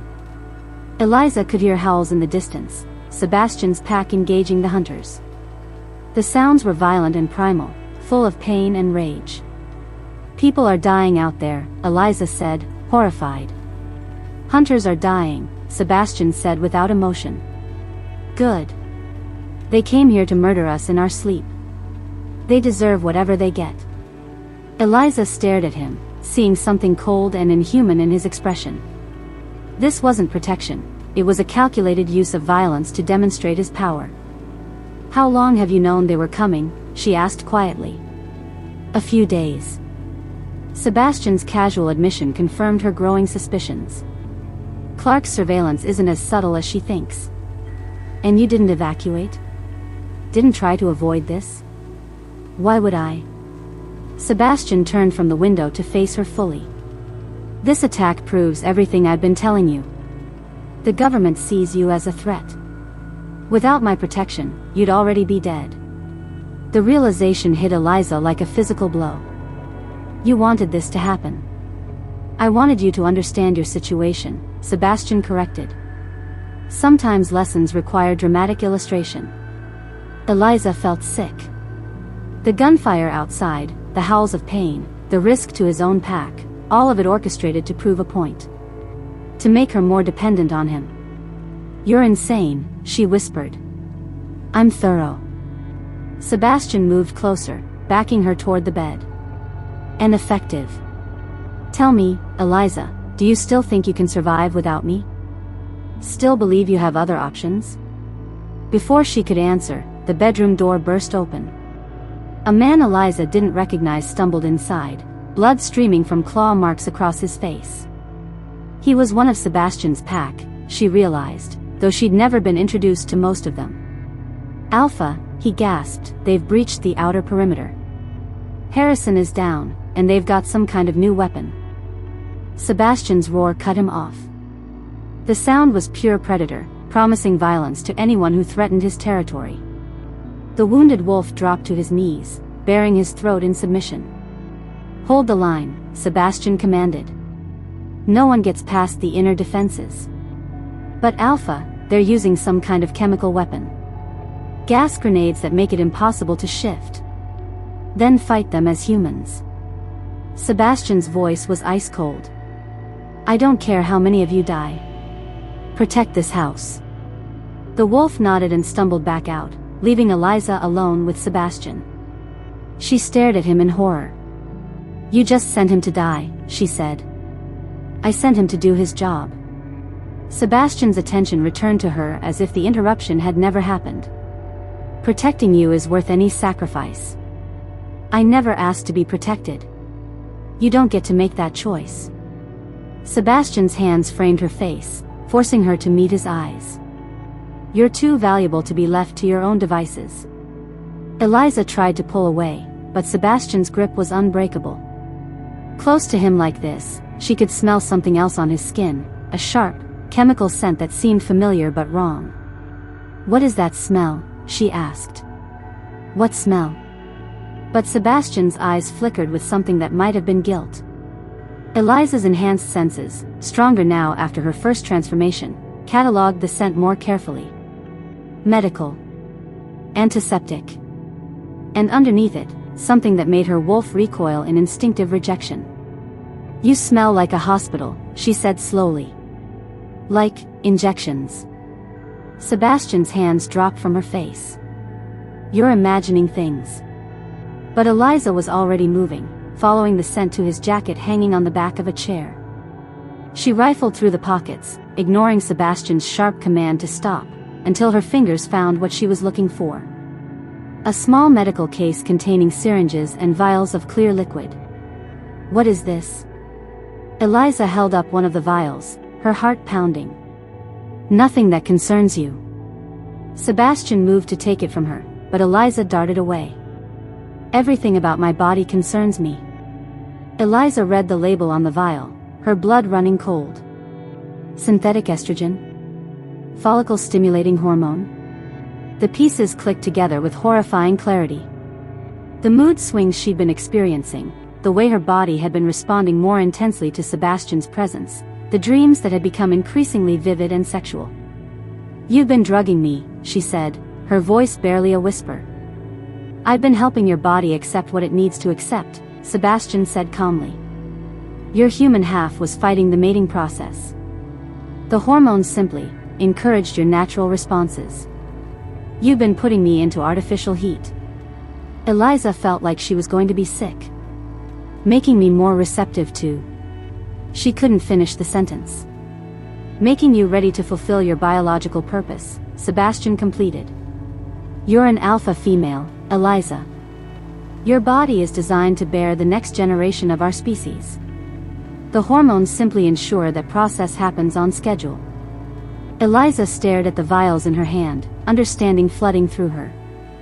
The inexplicable attraction she'd felt to Sebastian, the way her body responded to his touch despite her mind's objections, the increasing difficulty she had resisting his advances, it wasn't the blood bond alone. He'd been chemically manipulating her reproductive system. "You monster," she breathed. "I'm a realist." Sebastian's voice held no remorse. "Left to your own devices, you would have fought the mating bond for years. Possibly until it was too late to successfully breed. This way, we can begin producing offspring within months instead of years." The casual way he discussed breeding her like livestock made Eliza's vision blur with rage. She threw the vial at the wall, watching it shatter against the expensive wallpaper. "I will never have your children," she snarled. "You will." Sebastian's certainty was terrifying. "Your next heat cycle is due to begin any day now. The hormones have synchronized your system perfectly. And when it happens, you'll beg me to give you what your body craves." Eliza felt trapped, suffocated by the scope of his manipulation. Her body, her mind, her emotions, all of it perverted by chemical interference. The blood bond wasn't enough, she realized. You needed to stack the deck even more. "The blood bond creates dependency," Sebastian agreed. "But reproductive hormones create desperation. Combined, they're irresistible." Outside, the gunfire had intensified. Eliza could hear explosions now, and the acrid smell of smoke was beginning to seep into the room. But Sebastian seemed unconcerned with the battle raging around his territory. "This is why you orchestrated this attack," Eliza said, the final piece falling into place. "You needed me isolated, trapped here with you when the artificial heat kicks in. No distractions, no possibility of escape." "Very good." Sebastian's smile was predatory. "Your intelligence is one of the things I find most attractive about you. You're sick." Eliza backed toward the window, but there was nowhere to go. The hunters outside would kill her, and Sebastian would never let her leave voluntarily. "I'm dedicated." Sebastian followed her retreat, stalking her like the predator he was. "Do you have any idea how long I've waited for you? How many years I've spent planning for this moment?" 15 years, Eliza said bitterly. "Since I was 6 years old." "Since before you were born," Sebastian corrected. "I've been tracking your bloodline for decades, Eliza." Waiting for the right combination of genetics to produce a female like you. The admission made Eliza's skin crawl. You're talking about my parents. My real parents. Among others. Sebastian's casual tone made it clear he felt no guilt about whatever he'd done to Eliza's family. Bloodline purity requires careful cultivation. Sometimes that means removing inferior genetic material from the breeding pool. Eliza stared at him in horror. You killed my family. I eliminated obstacles to perfection. Sebastian's eyes glowed with fanatic fervor. Your parents were powerful, but they were also soft. Sentimental. They would have raised you to be weak, to value human concepts like choice and independence over genetic destiny. So you had them murdered and me raised by strangers. I had you raised by carefully selected guardians who would ensure your physical and intellectual development while keeping you isolated from pack politics until you were ready. Every revelation made Eliza's situation more hopeless. Sebastian hadn't just manipulated her recent life, he'd orchestrated her entire existence from birth. What about my guardians? She asked quietly. The people who raised me. Did you have them killed too? That was the FBI, Sebastian said dismissively. Though I suppose you could argue I'm indirectly responsible. If they hadn't been protecting you, they would still be alive. The casual way he discussed her adoptive parents' deaths broke something inside Eliza. These weren't abstract pieces on a chessboard, they were people who had loved her, cared for her, died protecting her. And Sebastian saw them as nothing more than temporary obstacles. You feel nothing, she said, staring at him. No guilt, no remorse. Nothing. I feel purpose, Sebastian replied. Everything I've done has been in service of a greater goal. The survival and advancement of our species. Your species, Eliza corrected.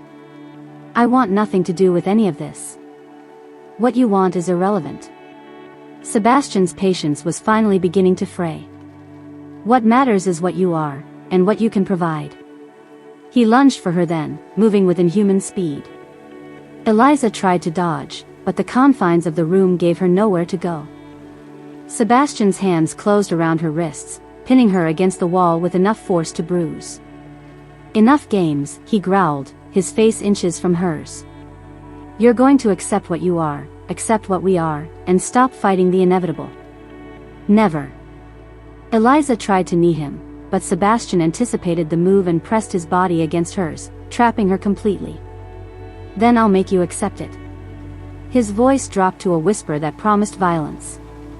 The artificial heat will begin within hours. When it does, you'll be begging me to touch you, to claim you, to give you the relief only I can provide. Eliza felt something snap inside her chest, not the blood bond, but something deeper. Her wolf, which had been gradually accepting Sebastian's dominance, suddenly recoiled in complete rejection. This wasn't mating, it was rape with extra steps. You're not my mate, she said with sudden clarity. Mates don't drug each other. They don't manipulate and coerce and force. You're just a predator who's convinced himself his obsession is love. Sebastian's expression darkened dangerously. I am your mate. Chosen by biology, ordained by genetics, confirmed by the blood bond.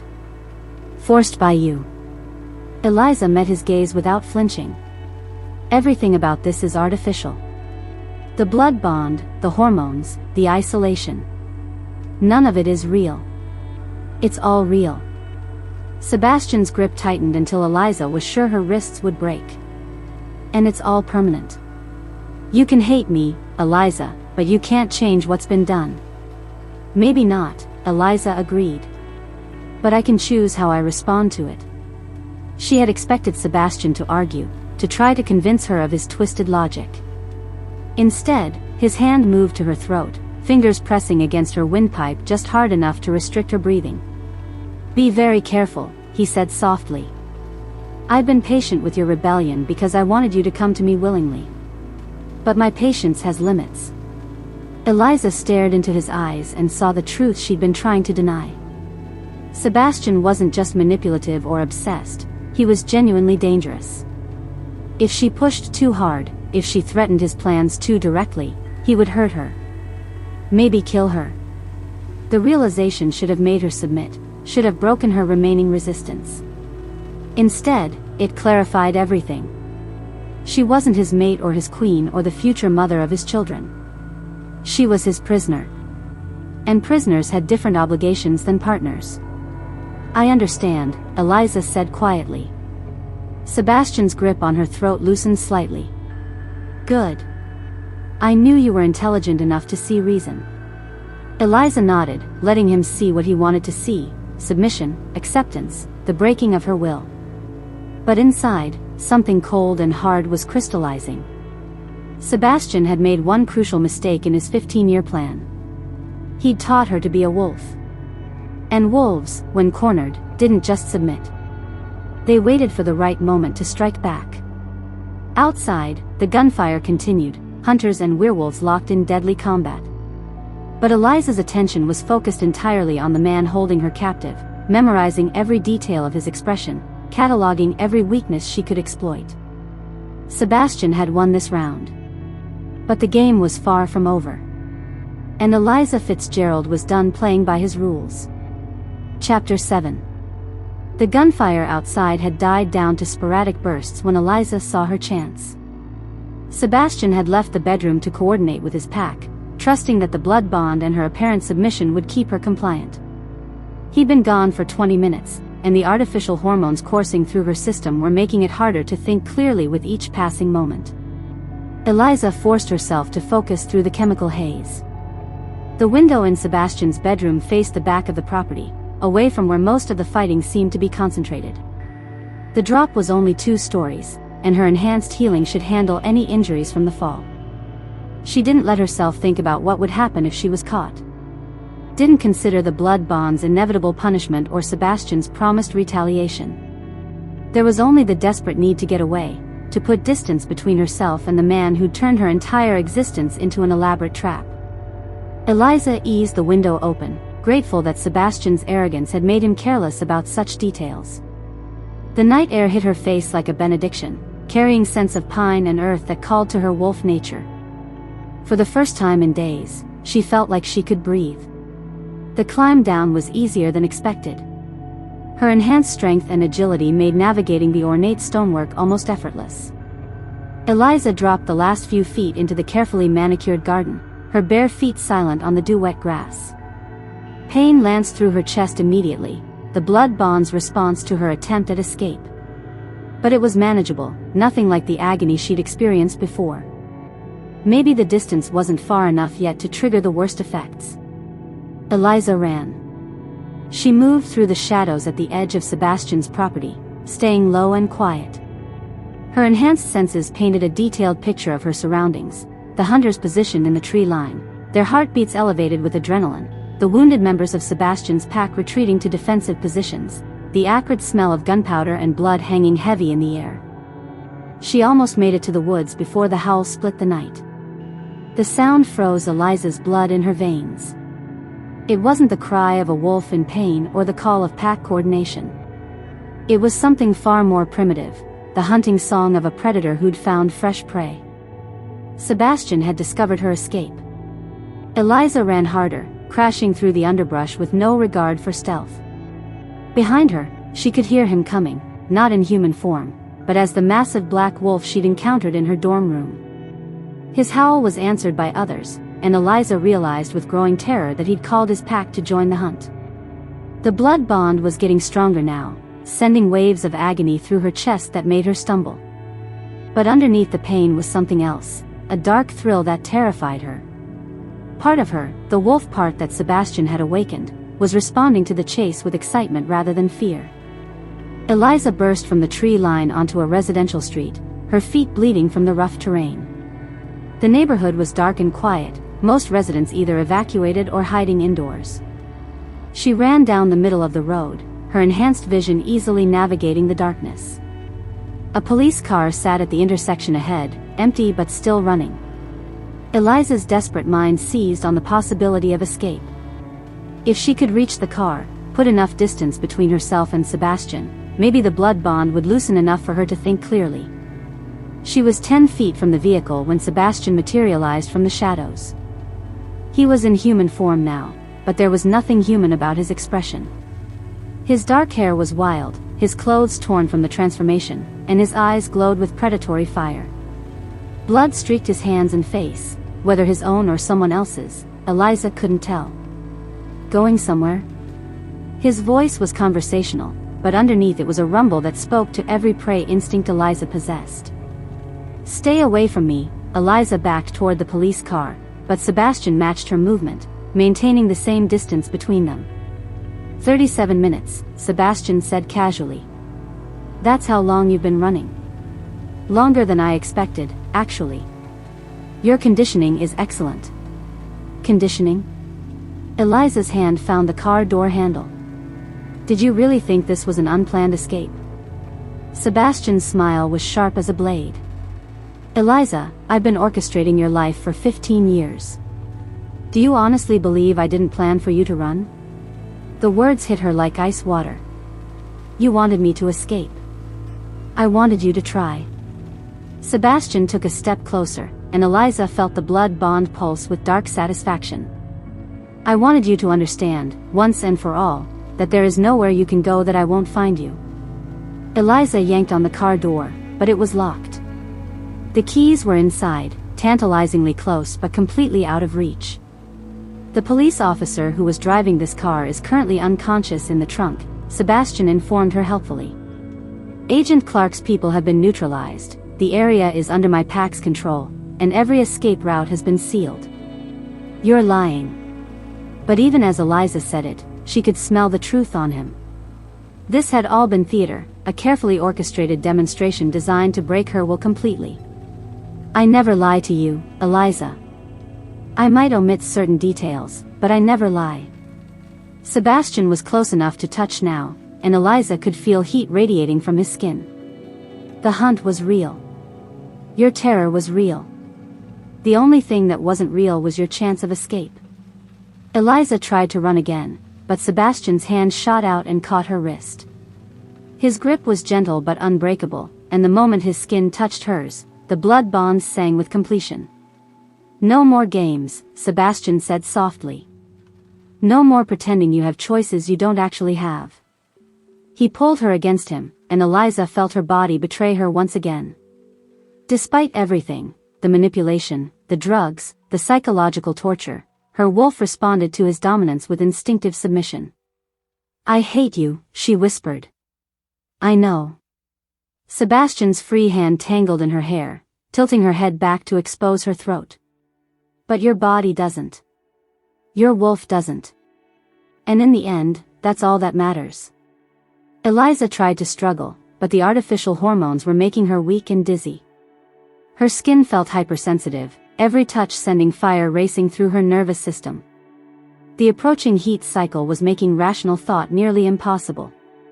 Please, she breathed, not sure if she was begging him to stop or continue. You're mine, Sebastian growled against her throat, his teeth grazing the sensitive skin there. Your body knows it, even if your mind doesn't. Something shifted inside Eliza's chest, not the blood bond, but something deeper. Her alpha heritage, dormant for so long, suddenly roared to life in response to Sebastian's dominance. Power flooded through her system, making her gasp with the intensity of it. But instead of making her stronger, instead of giving her the ability to fight back, the awakening alpha blood only made the bond between them more complete. Eliza could feel Sebastian's satisfaction as the connection deepened, becoming something that went beyond supernatural manipulation into the realm of fundamental truth. There, Sebastian murmured, his voice filled with dark triumph. Now you understand what you really are. Eliza did understand, and the knowledge filled her with despair. She wasn't just Eliza Fitzgerald, college student. She wasn't even just a werewolf trying to find her place in a hidden world. She was Sebastian's mate on the most basic genetic level, and no amount of resistance could change that fundamental reality. You didn't just want to possess me, she realized with horror. You wanted to own my soul. I wanted to complete you, Sebastian corrected. To give you access to your full potential. The woman you were before was a shadow, a pale imitation of what you could be. He was right, and that terrified her more than anything else. Eliza could feel the power coursing through her now, the alpha heritage that made her stronger, faster, more dangerous than any normal werewolf. But it came with a price, complete and permanent bonding to the man who'd awakened it. The other alphas in those videos, Eliza said suddenly. The ones who went insane when they rejected their mates. They weren't just any alphas, were they? Sebastian's smile was predatory. Very good. No, they weren't. They were specifically chosen examples, alphas whose bloodlines had been awakened and then severed from their bond mates. The psychological damage was considerable. You did that to them. To prove a point. I did that to demonstrate the consequences of resistance. Sebastian's hand moved to the back of her neck, fingers finding pressure points that made her knees weak. Their suffering serves a purpose, to ensure that you understand exactly what will happen if you continue to fight me. Eliza felt sick. The people in those videos hadn't been random examples of mating bond rejection, they'd been test subjects in Sebastian's grand experiment. Proof of concept for the psychological warfare he was waging against her. How many? She asked quietly. How many what? How many people have you destroyed to get to me? Sebastian considered the question seriously. Directly? Perhaps a dozen. Indirectly? Considerably more. But their sacrifice was necessary to ensure the survival of our species. The casual way he discussed murder made Eliza's vision blur with rage. But the alpha blood awakening in her system was teaching her something important. Rage without control was useless. If she was going to survive this, she needed to be smarter than Sebastian. More cunning. Agent Clark is still out there, Eliza said. She'll never stop hunting us. Actually, she will. Sebastian's expression turned satisfied. Agent Clark has been receiving very valuable intelligence from an anonymous source for the past 6 months. Information about supernatural beings, their locations, their weaknesses. You've been feeding her information, Eliza realized. About my enemies, yes. Rival packs, rogue werewolves, supernatural beings who pose a threat to my territory. Sebastian's smile was sharp. Agent Clark thinks she's been conducting a successful campaign against dangerous monsters. She has no idea she's been eliminating my competition. The scope of his manipulation was staggering. Sebastian hadn't just orchestrated Eliza's life, he'd been using the FBI as his personal assassination squad, turning their resources against anyone who might threaten his plans. The attack tonight? Eliza asked. Will end with Agent Clark's team discovering evidence of a major supernatural threat that requires immediate relocation of resources. By tomorrow, they'll be chasing shadows in another state, leaving us completely alone. And the bodies? Your pack members who died fighting them? Casualties of war. Sebastian's indifference to his followers' deaths was chilling. They served their purpose. Eliza stared at him, finally seeing Sebastian Crow for what he truly was. Not just a manipulative alpha or an obsessed stalker, but a genuine monster who would sacrifice anyone and anything to achieve his goals. The people who followed him, the agents hunting him, even Eliza herself, they were all just pieces on a board he was playing with infinite patience and complete ruthlessness. You're not a werewolf, she said quietly. You're something else entirely. I'm evolution, Sebastian replied. The future of our species. Everything I've done, every choice I've made, has been in service of creating something better than what came before. And I'm your breeding stock. You're my partner in creation. Sebastian's hand cupped her face with deceptive gentleness. Together, we'll produce children who will remake the supernatural world. They'll be stronger, smarter, more powerful than anything that's come before. The hormones coursing through Eliza's system were making it hard to think, but one thing was crystal clear: she would never willingly participate in Sebastian's grand design. No matter how strong the blood bond became, no matter how her awakened alpha heritage tried to submit to his dominance, she would find a way to resist. The heat cycle, she said suddenly. When does it start? Soon. Sebastian's eyes glowed with anticipation. Within the hour, I'd estimate. Your body is already preparing for it." Eliza could feel the truth of his words. Her skin was becoming increasingly sensitive, her body temperature rising, and a deep ache was building in her core that she knew would soon become unbearable. "And then you'll take what you want, whether I consent or not." "Then you'll give me what we both want," Sebastian corrected. "The heat cycle doesn't lie, Eliza.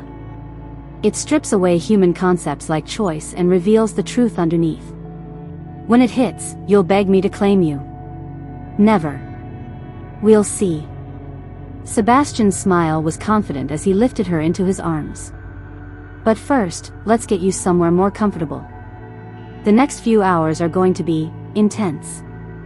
As Sebastian carried her back toward his house, Eliza forced herself to think past the haze of artificial hormones and awakened alpha blood. She was trapped, bonded, and rapidly losing her ability to resist. But she was also learning things about Sebastian that might prove useful. He was arrogant. He enjoyed explaining his plans, demonstrating his superiority. And most importantly, he genuinely believed that the heat cycle would break her completely.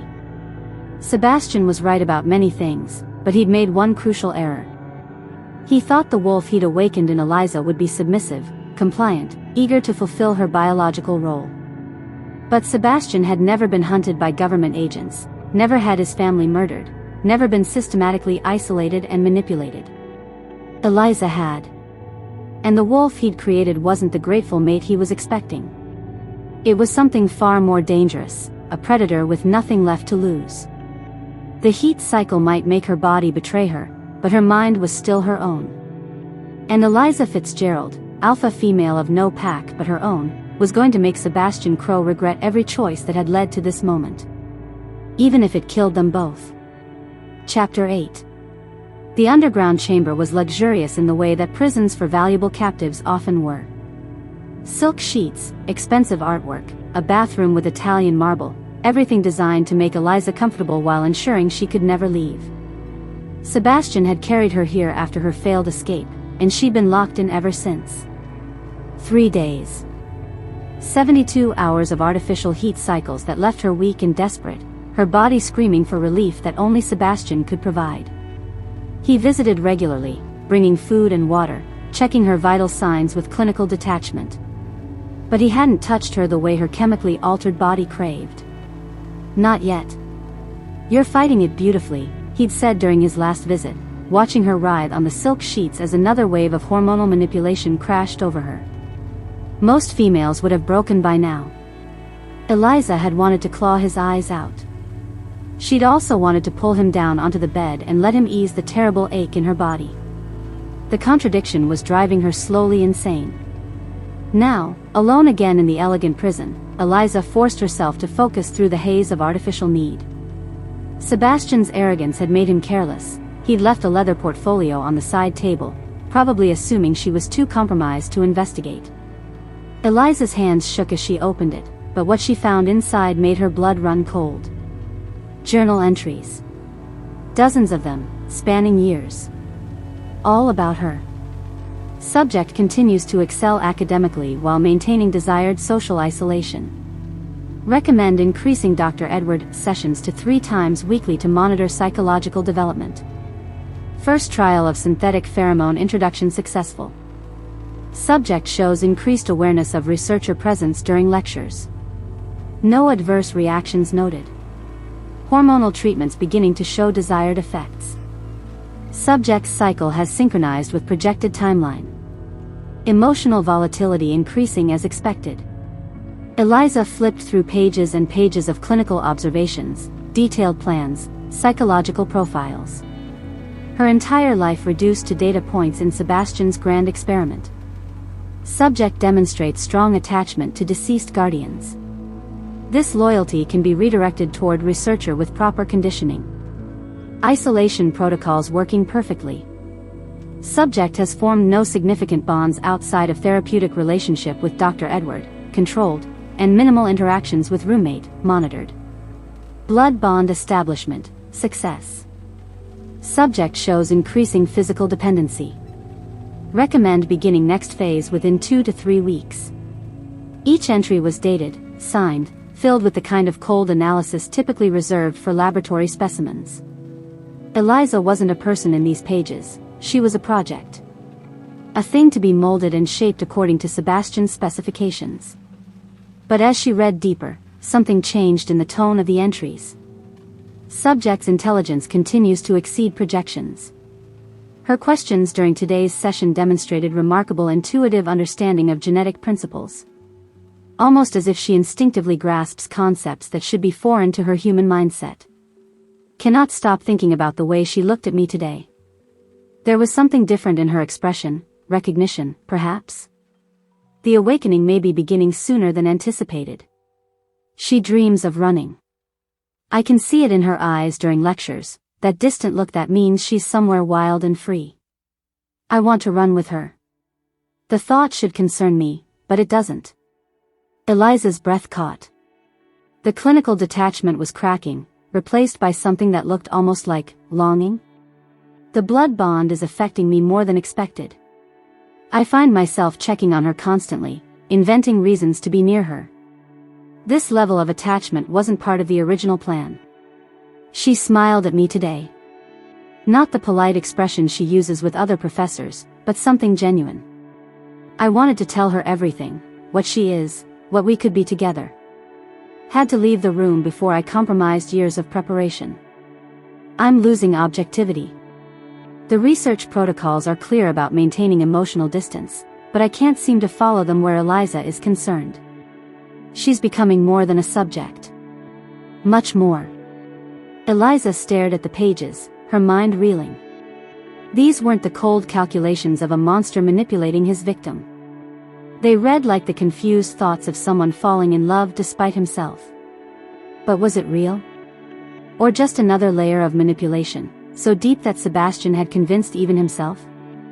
The sound of footsteps in the corridor outside made Eliza slam the journal shut and shove it back where she'd found it. By the time the door opened, she was back on the bed, feigning the exhausted compliance that the heat cycle should have produced. But it wasn't Sebastian who entered. The girl looked about Eliza's age, with short black hair and intelligent dark eyes that seemed familiar. She moved with the fluid grace of a werewolf, but there was something haunted in her expression that spoke of terrible experiences. "We don't have long," the stranger said, pulling lock picks from her pocket and working on Eliza's restraints. "My mother's team is providing a distraction, but Sebastian will notice the breach soon." "Your mother?" Eliza's voice came out as a croak. "Agent Clark." The girl's smile was bitter. "Surprise. The FBI's supernatural hunter has a werewolf daughter. Ironic, isn't it?" Eliza stared at her. "You're Agent Clark's daughter?" "Beatrice Clark. And before you ask, yes, I know exactly what Sebastian Crow is capable of." Beatrice's hands worked efficiently at the electronic locks. "He held me for 6 months before I managed to escape." The revelation hit Eliza like ice water. "You were his prisoner too?" "His project," Beatrice corrected, her voice flat with remembered trauma. "Though I wasn't his primary target. Just practice for the real thing." She looked up at Eliza meaningfully. "For you." Eliza felt sick. How many others have there been? Too many. Beatrice's expression darkened. Sebastian's been perfecting his techniques for years, using women like us as test subjects. I was lucky, my bloodline wasn't pure enough for his ultimate goals, so he eventually lost interest. The locks clicked open, and Eliza felt the restraints fall away. She should have felt relief, but instead there was a strange reluctance to move. The thought of leaving this room, of putting distance between herself and Sebastian, sent the blood bond into painful spasms. "We need to go," Beatrice urged, but Eliza hesitated. "What if he's telling the truth?" Eliza asked quietly. "About the mate bond, about what happens to alphas who reject it?" Beatrice's expression grew fierce. "Eliza, listen to me very carefully. Sebastian Crow is a monster who's convinced you that his obsession is love. Whatever you're feeling for him, it's not real. It's trauma bonding, Stockholm Syndrome, chemical manipulation. Nothing more." But even as Beatrice said it, Eliza found herself wanting to argue. Yes, Sebastian had manipulated her. Yes, he'd used drugs and psychological warfare to break down her resistance. But there had been moments, genuine moments, where she'd seen something else in his eyes. Vulnerability. Longing. Pain that matched her own. The journal, Eliza said suddenly. What journal? Eliza retrieved the leather portfolio, flipping to the later entries. Look at this. These aren't the words of someone faking emotions. Beatrice scanned the pages, her expression growing increasingly disgusted. Eliza, this is textbook predator behavior. He's documenting his own psychological manipulation, probably to refine his techniques for future victims. But some of it is designed to make you feel special, chosen, loved. Beatrice grabbed Eliza's shoulders, forcing her to meet her eyes. I thought the same thing when I read my file. He wrote beautiful things about me too, made me believe that what was happening between us was real. It's all part of the conditioning. Eliza wanted to believe Beatrice, but something deep inside her rebelled against the idea that everything she'd felt was false. The connection to Sebastian went beyond rational thought, beyond the artificial bonds he'd created. There was something fundamental there, something that felt like coming home. You're not thinking clearly, Beatrice continued. The hormones, the blood bond, they're designed to create exactly this kind of confusion. But I'm telling you, as someone who escaped the same trap, it's not real love, Eliza. It's not real. The sound of alarms suddenly filled the air, echoing through the underground facility. Beatrice cursed under her breath. They've discovered the breach. We need to move now. But Eliza found herself backing away from the door instead of moving toward it. The thought of leaving filled her with a panic that had nothing to do with the blood bond's physical effects. I can't, she whispered. Yes, you can. Beatrice reached for her hand. I know it feels impossible, but once we get you away from here, once the artificial bonds start to weaken. What if they don't? Eliza's voice was desperate. What if I really am meant to be with him? What if everything he said about alpha genetics and mate bonds is true? Then you'll find someone else, Beatrice said firmly. Someone who doesn't drug you, manipulate you, murder your family. Someone who gives you choice. The mention of Eliza's murdered guardians should have sparked rage, should have reminded her of all the reasons to hate Sebastian. Instead, she found herself making excuses. He was protecting his bloodline, Eliza said, the words feeling foreign in her mouth. Making sure I ended up with the right mate. Beatrice stared at her in horror. Eliza, listen to yourself. You're defending the man who orchestrated your parents' deaths. They weren't my real parents, Eliza replied automatically, and immediately felt sick at how easily Sebastian's rationalizations fell from her lips. They loved you, Beatrice said desperately. They died protecting you. And you're going to dishonor their sacrifice by staying with their killer? The words hit Eliza like a slap, cutting through the chemical haze and emotional confusion. Her guardians had died for her. They'd known what Sebastian was, what he represented, and they'd chosen to protect her from him. How could she betray that sacrifice? But even as rational thought reasserted itself, Eliza felt the blood bond's influence fighting back. Physical pain lanced through her chest, and her body began to shake with genuine withdrawal symptoms. Sebastian's presence, his touch, his approval, her system craved them like a drug. I don't know what's real anymore, Eliza admitted, tears streaming down her face.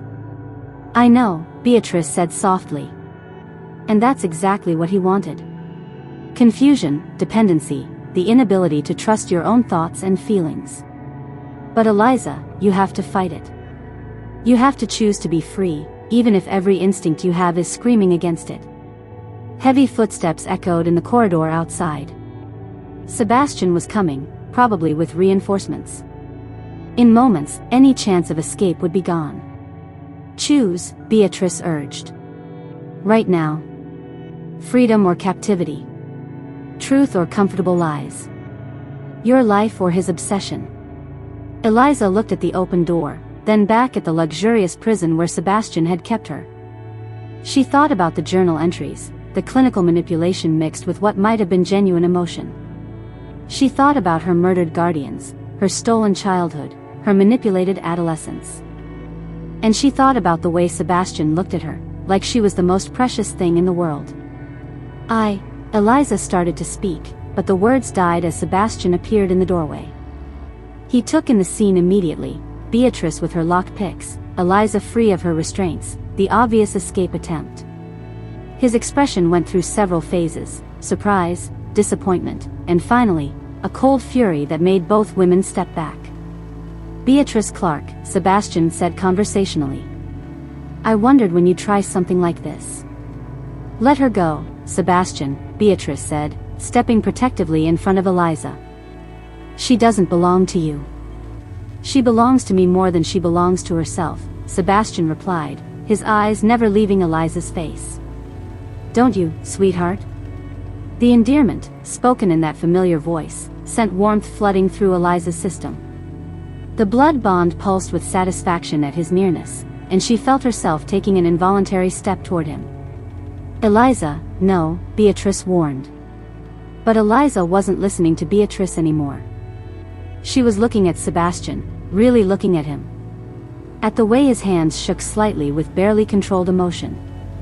At the dark circles under his eyes that suggested he hadn't been sleeping. At the genuine pain in his expression as he watched her stand with someone who wanted to take her away. "He's a monster," Beatrice said desperately. "He'll never let you go." Eliza stared at Sebastian, seeing the truth in Beatrice's words. He was a monster. He had manipulated her, drugged her, murdered people she loved. He would never let her go, never give her the freedom to choose someone else. And the most terrifying realization of all was that she didn't want him to. "I know," Eliza said quietly, her eyes never leaving Sebastian's face. "I know what he is." She walked past Beatrice, past the open door that represented freedom, straight into Sebastian's arms. "Eliza." Beatrice's scream of anguish echoed through the chamber, but Eliza barely heard it. Sebastian's arms closed around her, and the blood bonds sang with completion. The artificial heat cycle that had been tormenting her finally eased, replaced by a deep sense of rightness that terrified her more than any of his threats ever had. "Why?" Beatrice asked, her voice broken. "Why would you choose this?" Eliza looked back at the girl who'd tried to save her, seeing her own potential future reflected in Beatrice's haunted eyes. Freedom, independence, the chance to live an authentic life. "Because," Eliza said softly, "I think I love him." The words hung in the air like a confession or a condemnation. Beatrice stared at her in horror, while Sebastian's arms tightened possessively around her waist. "And even if it's not real," Eliza continued, her voice barely a whisper, "even if it's just Stockholm Syndrome and chemical manipulation, I can't imagine existing without it anymore." Sebastian's smile was triumphant as he pressed his face into her hair. "I told you," he murmured. "The bond doesn't lie." As security guards arrived to escort Beatrice away, Eliza closed her eyes and tried not to think about what she'd just chosen. Freedom or captivity? Truth or comfortable lies? Her life or his obsession? She'd made her choice. And she was no longer sure if that made her the victim or the villain of her own story. Chapter 9. The abandoned warehouse on the outskirts of the city reeked of rust and decay, but Eliza's enhanced senses picked up something else, the sharp tang of fierce sweat and the metallic scent of blood. Agent Clark sat bound to a chair in the center of the vast space, her usually composed demeanor cracking under the weight of her situation. "Where is my daughter?" Clark's voice was hoarse from hours of interrogation, but her eyes still blazed with fury and determination. Sebastian circled her like a predator toying with wounded prey, his movements fluid and unhurried. Eliza stood in the shadows, watching the scene unfold with a mixture of fascination and revulsion. 3 days had passed since her choice to stay with Sebastian, and the weight of that decision pressed down on her like a physical thing. "Beatrice is safe," Sebastian said conversationally. "For now. Her continued well-being depends entirely on your cooperation." "What do you want?" Clark spat. "I want you to call off your task force. Permanently." Sebastian stopped in front of her, his dark eyes reflecting the harsh fluorescent lighting. I want official documentation that your investigation into supernatural activities in this region has been concluded. You're insane if you think. Sebastian's hand moved faster than human perception, striking Clark across the face with enough force to snap her head to the side. Blood trickled from her split lip. I'm not negotiating, Agent Clark. I'm informing you of what's going to happen. Sebastian's voice remained perfectly calm. You're going to make the calls, sign the papers, and ensure that my territory remains undisturbed. In exchange, you and your daughter get to live. Eliza felt something dark and predatory stir in her chest as she watched Sebastian assert his dominance. The blood bond pulsed with approval, and she found herself taking a step closer, drawn by the display of power. My replacement will continue the investigation, Clark said defiantly. You can kill me, but the FBI doesn't give up. Your replacement will be fed false information, just as you were. Sebastian's smile was sharp. Did you really think all those supernatural beings you've captured over the years were accidents? I've been feeding your department intelligence for months, pointing you toward my enemies while keeping myself safely hidden. The revelation seemed to hit Clark like a physical blow. The Blackwood Pack massacre. The Cincinnati shapeshifter ring. Those were my competition, yes. Sebastian's tone was matter-of-fact. Every supernatural threat you've eliminated was someone who posed a challenge to my authority. You've been my unwitting enforcer, Agent Clark. And you've done excellent work. Eliza watched Clark's face cycle through shock, rage, and finally a cold understanding. The woman had dedicated her career to protecting humanity from supernatural threats, only to discover she'd been manipulated into clearing the field for the biggest threat of all. You used me, Clark whispered. I used your dedication to justice. Sebastian began pacing again, his movement hypnotic in its predatory grace. All I had to do was point you toward genuinely dangerous individuals and let your moral certainty do the rest. The reports you sent, the evidence packages. All real. I never lied to you about the threats those beings posed. I simply neglected to mention that eliminating them served my purposes as well as yours. Eliza found herself stepping into the light, no longer content to observe from the shadows. Clark's eyes immediately locked onto her, and Eliza saw recognition there, along with something that might have been pity. Eliza, Clark said quietly. You don't have to be part of this. Whatever he's done to you, whatever hold he has over you, there are people who can help. Help me what? Eliza's voice came out colder than she'd intended. Go back to being a confused college student who doesn't understand why she feels like a stranger in her own skin? Help you remember who you were before he twisted you into this. The words stung because they carried a grain of truth. Eliza could barely remember the girl who'd walked into Sebastian's biology class just weeks ago. That Eliza had been innocent, optimistic, trusting. This Eliza felt ancient by comparison, weighed down by knowledge and choices that had fundamentally altered her nature. I remember exactly who I was, Eliza said, moving closer to Clark's chair. I was nobody. A lost girl playing at being human while her true nature screamed to be released. Your true nature isn't this, Clark insisted. It's not violence and manipulation, Anne. And what? Eliza interrupted, her voice rising. Submission? Following the rules? Pretending that the world is fair and just when monsters like him exist to prove otherwise? She gestured toward Sebastian, who was watching the exchange with obvious satisfaction. The pride in his expression sent warmth flooding through the blood bond, and Eliza felt herself standing taller under his approval. Look around you, Agent Clark, Eliza continued. You've spent years hunting supernatural beings, convinced you were protecting humanity. But all you were doing was clearing the board for someone smarter than you. Someone who understood that the real power comes from manipulating the game itself. Eliza, Clark said desperately, listen to yourself. This isn't you talking, it's whatever psychological conditioning he subjected you to. Isn't it? Eliza crouched down so she was eye level with the bound woman. Or maybe this is the first time in my life I'm actually being honest about what I want. And what do you want? Eliza glanced back at Sebastian, seeing the dark satisfaction in his eyes, the possessive way he watched her every movement.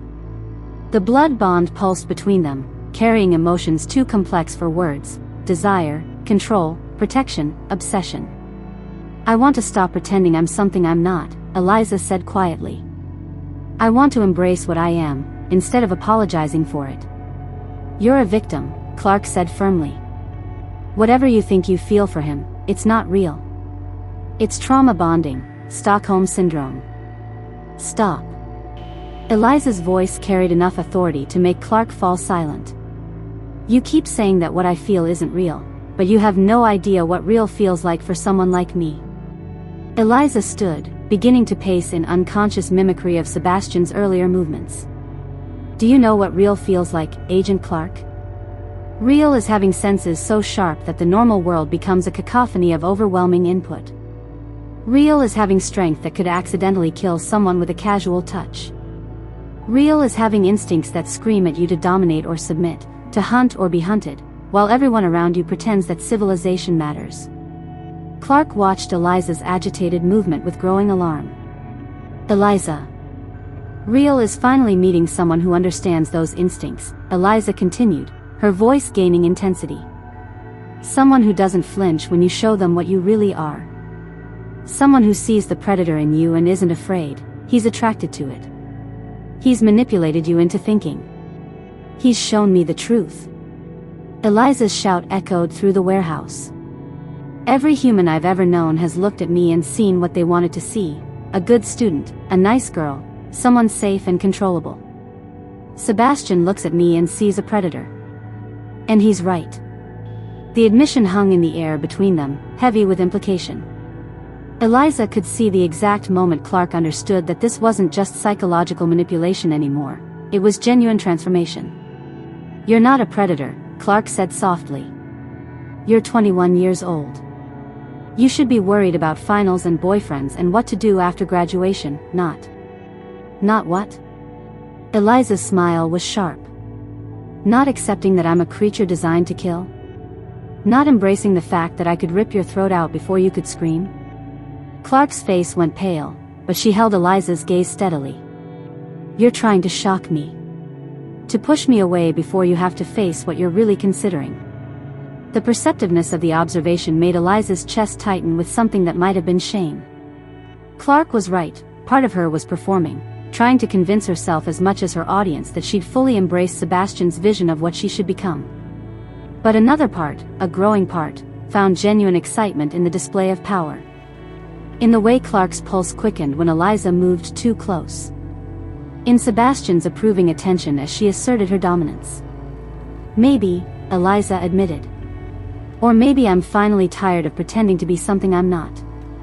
"And what are you, really?" Clark's voice was gentle, almost therapeutic.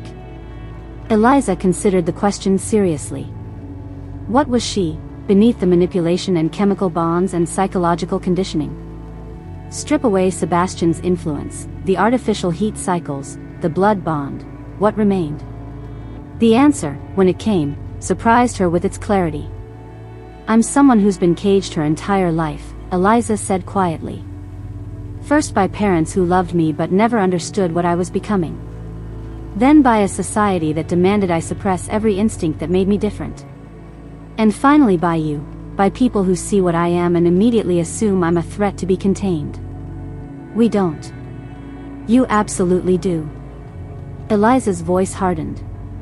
"You've spent your career hunting people like me, convinced that supernatural abilities automatically make someone dangerous. Well, congratulations, Agent Clark. You were right."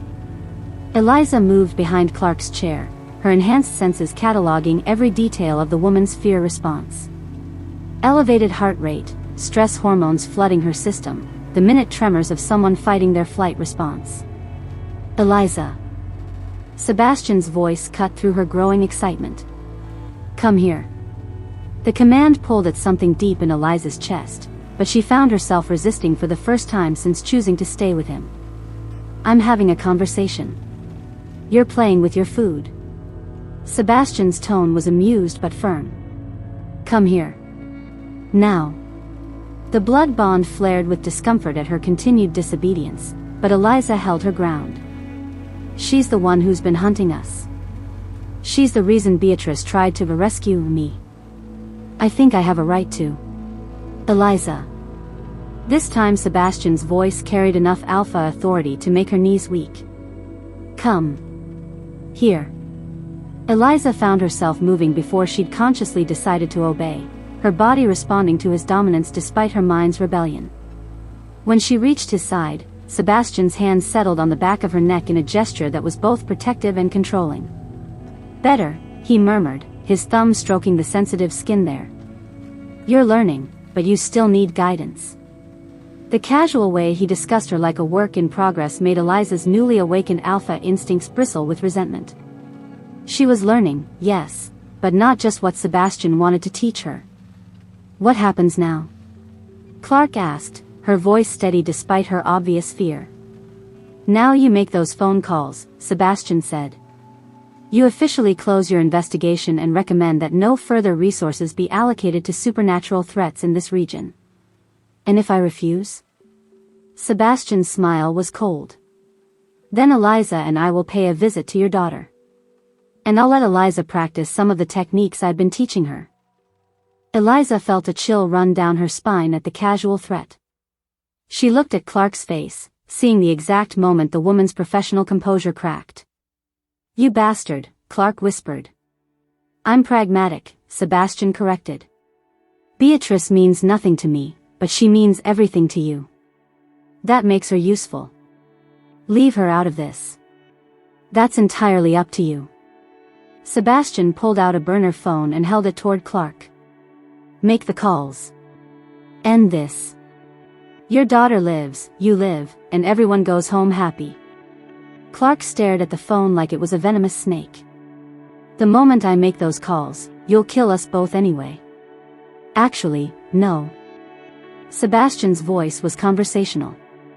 Living witnesses who can testify to my reasonableness are much more valuable than martyrs. You'll make your reports, recommend case closure, and then transfer to a different division. Somewhere far from my territory. And Beatrice? Will be free to live her life, as long as she stays away from mine. Eliza watched the negotiation with growing fascination. This was Sebastian in his element, calculating, manipulative, always 3 steps ahead of his opponents. The display of intellectual dominance was intoxicating, even as it reminded her how thoroughly he'd outmaneuvered her own attempts at resistance. You can't trust him, Clark said suddenly, her eyes fixed on Eliza. Whatever promises he's made, whatever future he's painted, he'll dispose of you the moment you're no longer useful. Will you? Eliza asked Sebastian, genuinely curious. Never, Sebastian said without hesitation. You're not just useful, Eliza. You're essential. The future of our species runs through your bloodline. My children, you mean? Our children. Sebastian's hand tightened on her neck, sending heat racing through the blood bond. The strongest, most perfect predators ever born. Eliza felt something twist in her stomach at the casual way he discussed breeding her, but alongside the revulsion was a darker thrill. To create something powerful, something that would reshape the supernatural world, there was appeal in that vision, even if she hated herself for finding it attractive. Make the calls, Agent Clark, Eliza said quietly. It's over. Clark looked between them, her expression desperate. Eliza, please. Think about what you're doing. Think about who you were before all this started. I think about her all the time, Eliza replied. That frightened girl who jumped at shadows and apologized for taking up space. And I'm grateful she's gone. The lie came easily, but Eliza could feel the truth underneath it. She did miss that girl sometimes, missed the simplicity of her old life, the innocence she'd lost. But she couldn't go back, even if she wanted to. The blood bond, the awakened alpha heritage, the fundamental changes to her body and mind, they were permanent. Clark must have seen the finality in her expression, because her shoulders sagged in defeat. Fine. I'll make the calls. Sebastian smiled and began untying her hands. Excellent. You're making the right choice. As Clark flexed her freed fingers and reached for the phone, Eliza felt a strange mix of victory and loss. This was what winning looked like in Sebastian's world: the systematic destruction of anyone who opposed them, the careful manipulation of even their enemies into serving their purposes. Clark dialed a number, her movements mechanical. "Director Morrison? This is Agent Clark. I need to recommend immediate closure of Operation Nightfall." Eliza listened to the conversation with half her attention, more focused on the way Sebastian watched Clark's every movement. Even now, even with victory assured, he was cataloging potential threats and planning contingencies. The man never stopped calculating, never stopped positioning himself for maximum advantage. "It's done," Clark said finally, setting the phone aside. "Case closed, investigation terminated, resources reassigned." "Excellent." Sebastian's satisfaction was evident. "You see how easy it is when everyone cooperates? What about my daughter?" "Will be released within the hour, unharmed." Sebastian checked his watch. "You have 30 minutes to leave the city. I suggest you don't waste them." Clark stood slowly, her movements careful and controlled. As she walked toward the warehouse exit, she paused beside Eliza. "It's not too late," she said quietly. "Whatever you think you've become, whatever hold he has over you, you can still choose differently." Eliza met her eyes steadily. "This is my choice, Agent Clark. Maybe not the one you'd make, but it's mine." Clark studied her face for a long moment, and Eliza saw something like grief in her expression. "I hope someday you remember what choice really means." She left without another word, her footsteps echoing in the vast space until the warehouse door closed behind her. Eliza and Sebastian stood in silence for several minutes, the weight of what had just transpired settling over them. Finally, Sebastian turned to face her, his expression unreadable. "How do you feel?" he asked. Eliza considered the question seriously. How did she feel? Triumphant? Guilty? Powerful? Empty? "Like I've crossed a line I can never uncross," she said finally. "Good." Sebastian's approval sent warmth through the blood bond. "That's exactly what's happened. There's no going back to your human life now, Eliza. You're truly mine." The possessive certainty in his voice should have made her angry, should have triggered her newly awakened alpha instincts to rebel against his control. Instead, Eliza found herself studying Sebastian with new eyes, seeing not just the predator who'd manipulated her life, but the creature who'd recognized what she could become. "Am I?" she asked quietly. "Are you what?" "Truly yours." Eliza moved closer, noting how Sebastian's pulse quickened at her approach. "Or are you mine?" Sebastian's eyes flashed with something that might have been surprise or excitement. "What do you mean?" "I mean that you've spent 15 years orchestrating my life, eliminated dozens of potential threats, risked exposure and war with the FBI, all to possess me." Eliza circled him slowly, her enhanced senses cataloging his responses. "That doesn't sound like the behavior of someone in control. That sounds like obsession. I told you from the beginning that you were my mate." "You told me I was your breeding stock," Eliza corrected. "Your genetic legacy, your perfect creation. But you never asked what I wanted to create." Sebastian went very still. "What do you want to create?" Eliza smiled, and for the first time since her transformation began, it felt completely genuine. "Something that belongs to neither of us. Something that chooses its own path." The warehouse fell silent except for their breathing and the distant sound of traffic. Eliza could feel the blood bond pulsing between them, but for the first time it felt like a connection rather than a chain. "You're still mine," Sebastian said, but there was a question in his voice now. "And you're still mine," Eliza replied. "The difference is, I'm not afraid of what that means anymore." She stepped close enough to touch him, her hands settling on his chest. Through the bond, she could feel his surprise, his arousal, and underneath it all, a vulnerability he'd never let her see before. "I choose this," Eliza said firmly. "Not because you've manipulated me into it, not because of chemical bonds or alpha genetics or any of your careful planning. I choose this because I want to see what we become when we stop pretending either of us could survive without the other. Sebastian's hands came up to frame her face, his touch gentler than she'd ever felt from him. And what do you think we'll become? Eliza's smile turned predatory. Something the world has never seen before. Something that makes the FBI's nightmares look like fairy tales. When Sebastian kissed her, Eliza felt the last of her old self slip away completely. The frightened college student, the victim, the girl who'd believed in simple concepts like good and evil, she was gone. In her place stood something new. Something dangerous. Something that had chosen its own darkness and found it beautiful. The point of no return hadn't been crossing the line, it had been realizing she'd been born on the wrong side of it all along. Chapter 10. The FBI facility burned against the night sky like a beacon of destruction, orange flames licking at the darkness while sirens wailed in the distance. Eliza stood on the hill overlooking the compound, watching her handiwork with a satisfaction that should have horrified her but instead felt like coming home. Beautiful, Sebastian murmured beside her, his arms sliding around her waist. I couldn't have planned it better myself. Eliza's smile was sharp as broken glass. That's because you didn't plan it. This was all me. 3 weeks had passed since Agent Clark's forced cooperation, and Eliza had spent every moment of that time learning, evolving, becoming something new.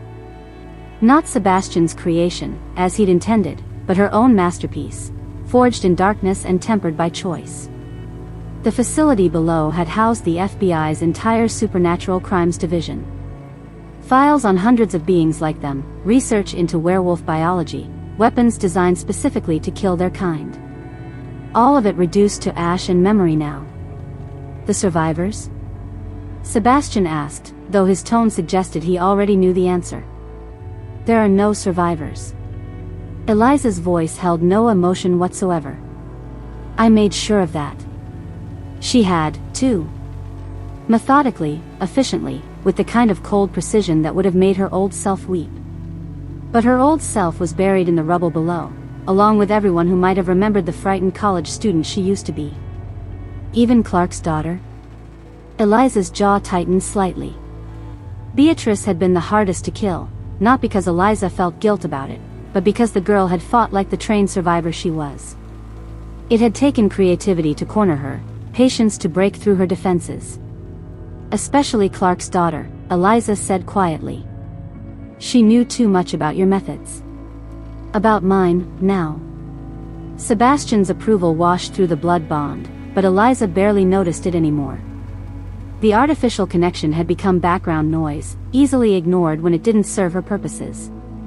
She'd learned to use it rather than be used by it, another evolution Sebastian hadn't anticipated. You've exceeded every expectation, Sebastian said, pressing his face into her hair. When I first saw you in that lecture hall, I knew you were special. But this is beyond even my wildest projections. Eliza turned in his arms, studying his expression in the firelight. There was pride there, yes, but also something else, a hunger that went deeper than physical desire. Sebastian was looking at her the way she'd once looked at him, with the desperate need of someone who'd found their missing piece. You're afraid of me now, she observed with amusement. I'm in awe of you, Sebastian corrected, but Eliza caught the flicker of unease in his eyes. She should be. In the weeks since her transformation completed, Eliza had proven herself to be everything Sebastian was and more. His manipulation had relied on patience and careful planning. Eliza preferred direct action. His control came from understanding human psychology. Eliza's came from understanding predator psychology. She'd taken his pack from him without him even realizing it was happening. The others are waiting, Sebastian said, nodding toward the black SUVs parked further down the hill. Eliza could smell them even from this distance, 13 werewolves who'd once followed Sebastian without question. Now they followed her, drawn by an alpha presence that burned brighter than anything they'd ever encountered. Let them wait, Eliza said, her hands moving to Sebastian's chest. We have things to discuss first. Such as? The future. Eliza's smile was predatory. Our future. What we're going to build together. Sebastian's expression grew wary. Over the past weeks, he begun to realize that the creature he'd created had her own agenda, one that didn't necessarily align with his original plans. "I thought we'd already discussed that," he said carefully. "You, me, the strongest pack on the continent. Children who will reshape the supernatural world." "Children, yes," Eliza agreed. "But not just any children. Carefully selected genetics from the strongest bloodlines we can acquire." She could see the moment Sebastian understood what she was really saying. His face went pale in the firelight. "You want to breed selectively," he said slowly. "Not just with me. I want to create perfection," Eliza corrected. "And perfection requires careful planning.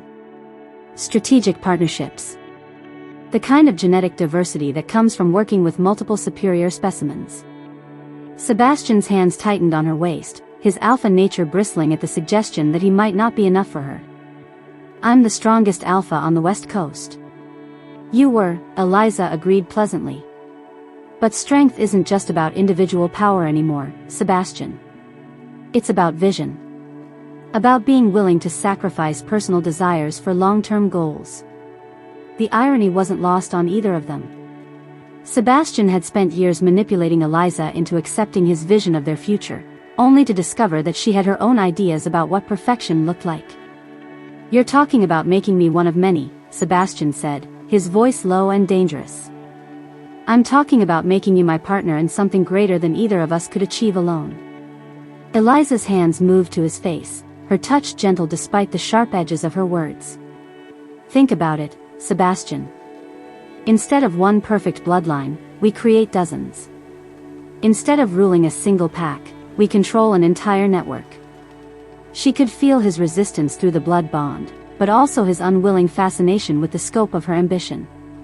Sebastian had always thought in terms of local dominance. Eliza was proposing continental conquest.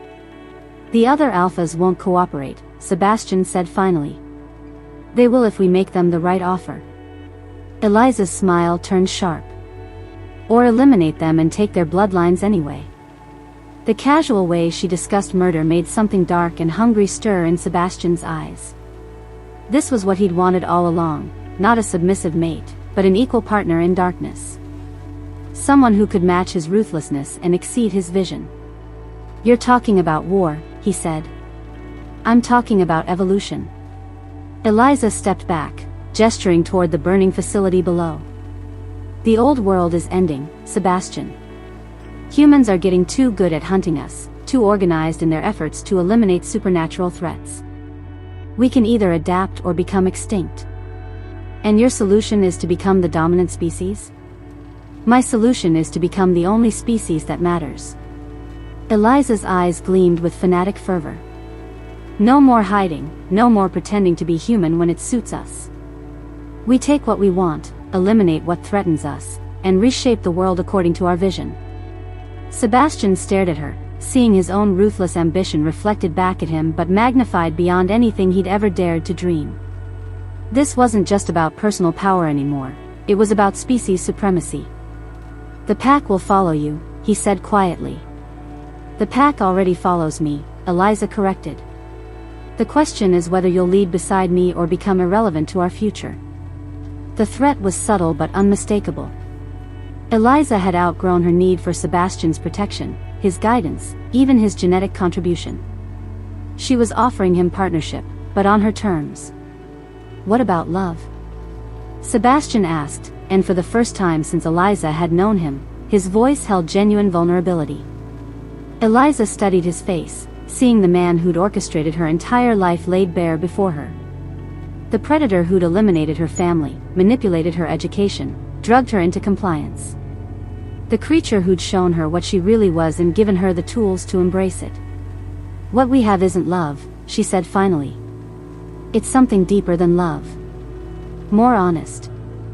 "What is it, then?" Eliza's smile was genuine for the first time in weeks.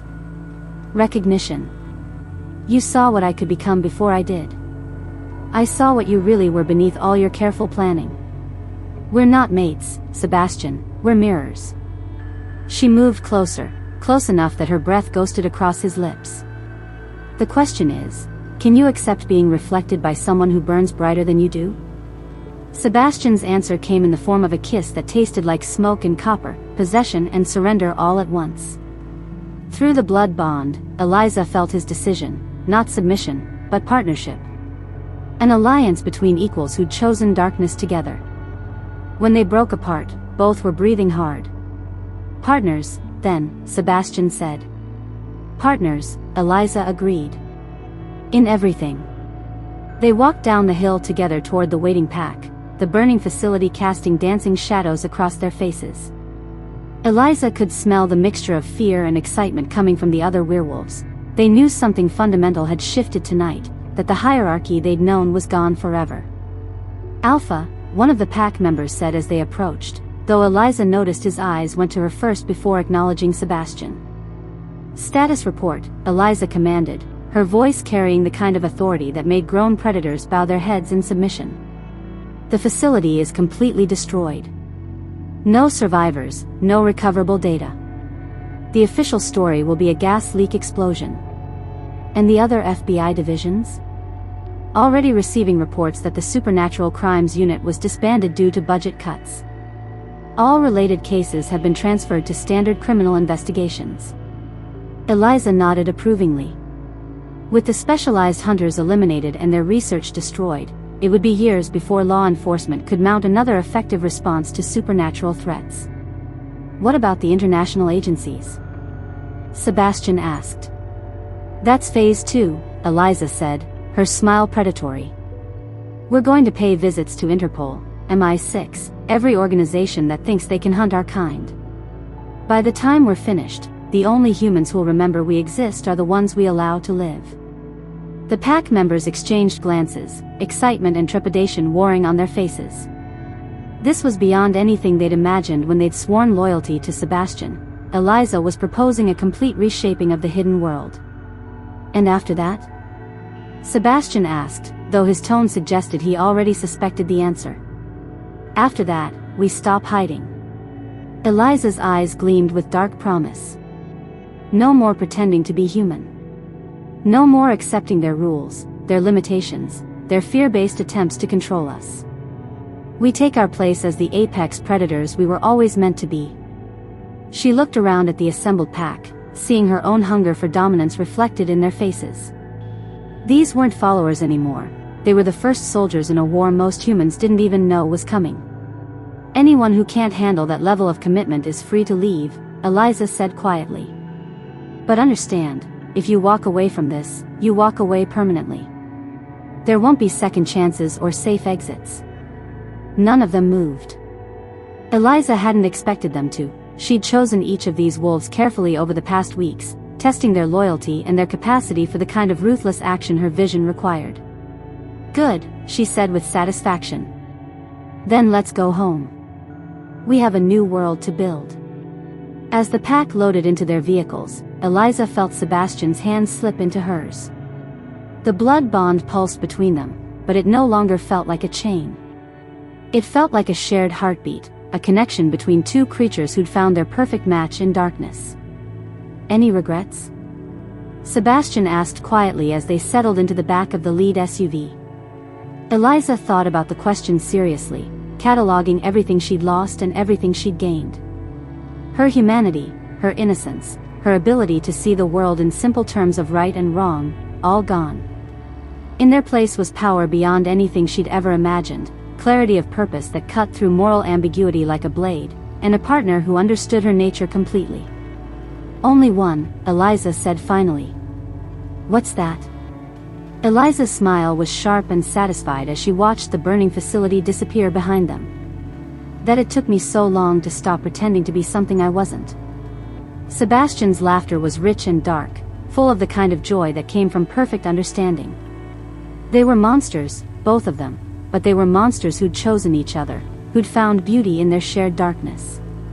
As the convoy of vehicles headed into the night, carrying predators toward a future only they could see, Eliza felt something she'd never experienced before, complete and utter contentment. She was exactly where she belonged, with exactly the right person, pursuing exactly the right goals. The world had no idea what was coming for it. But Eliza and Sebastian knew, and that was enough. Their dark fairy tale was just beginning. Thank you for listening to this story. Subscribe for more exciting stories coming up.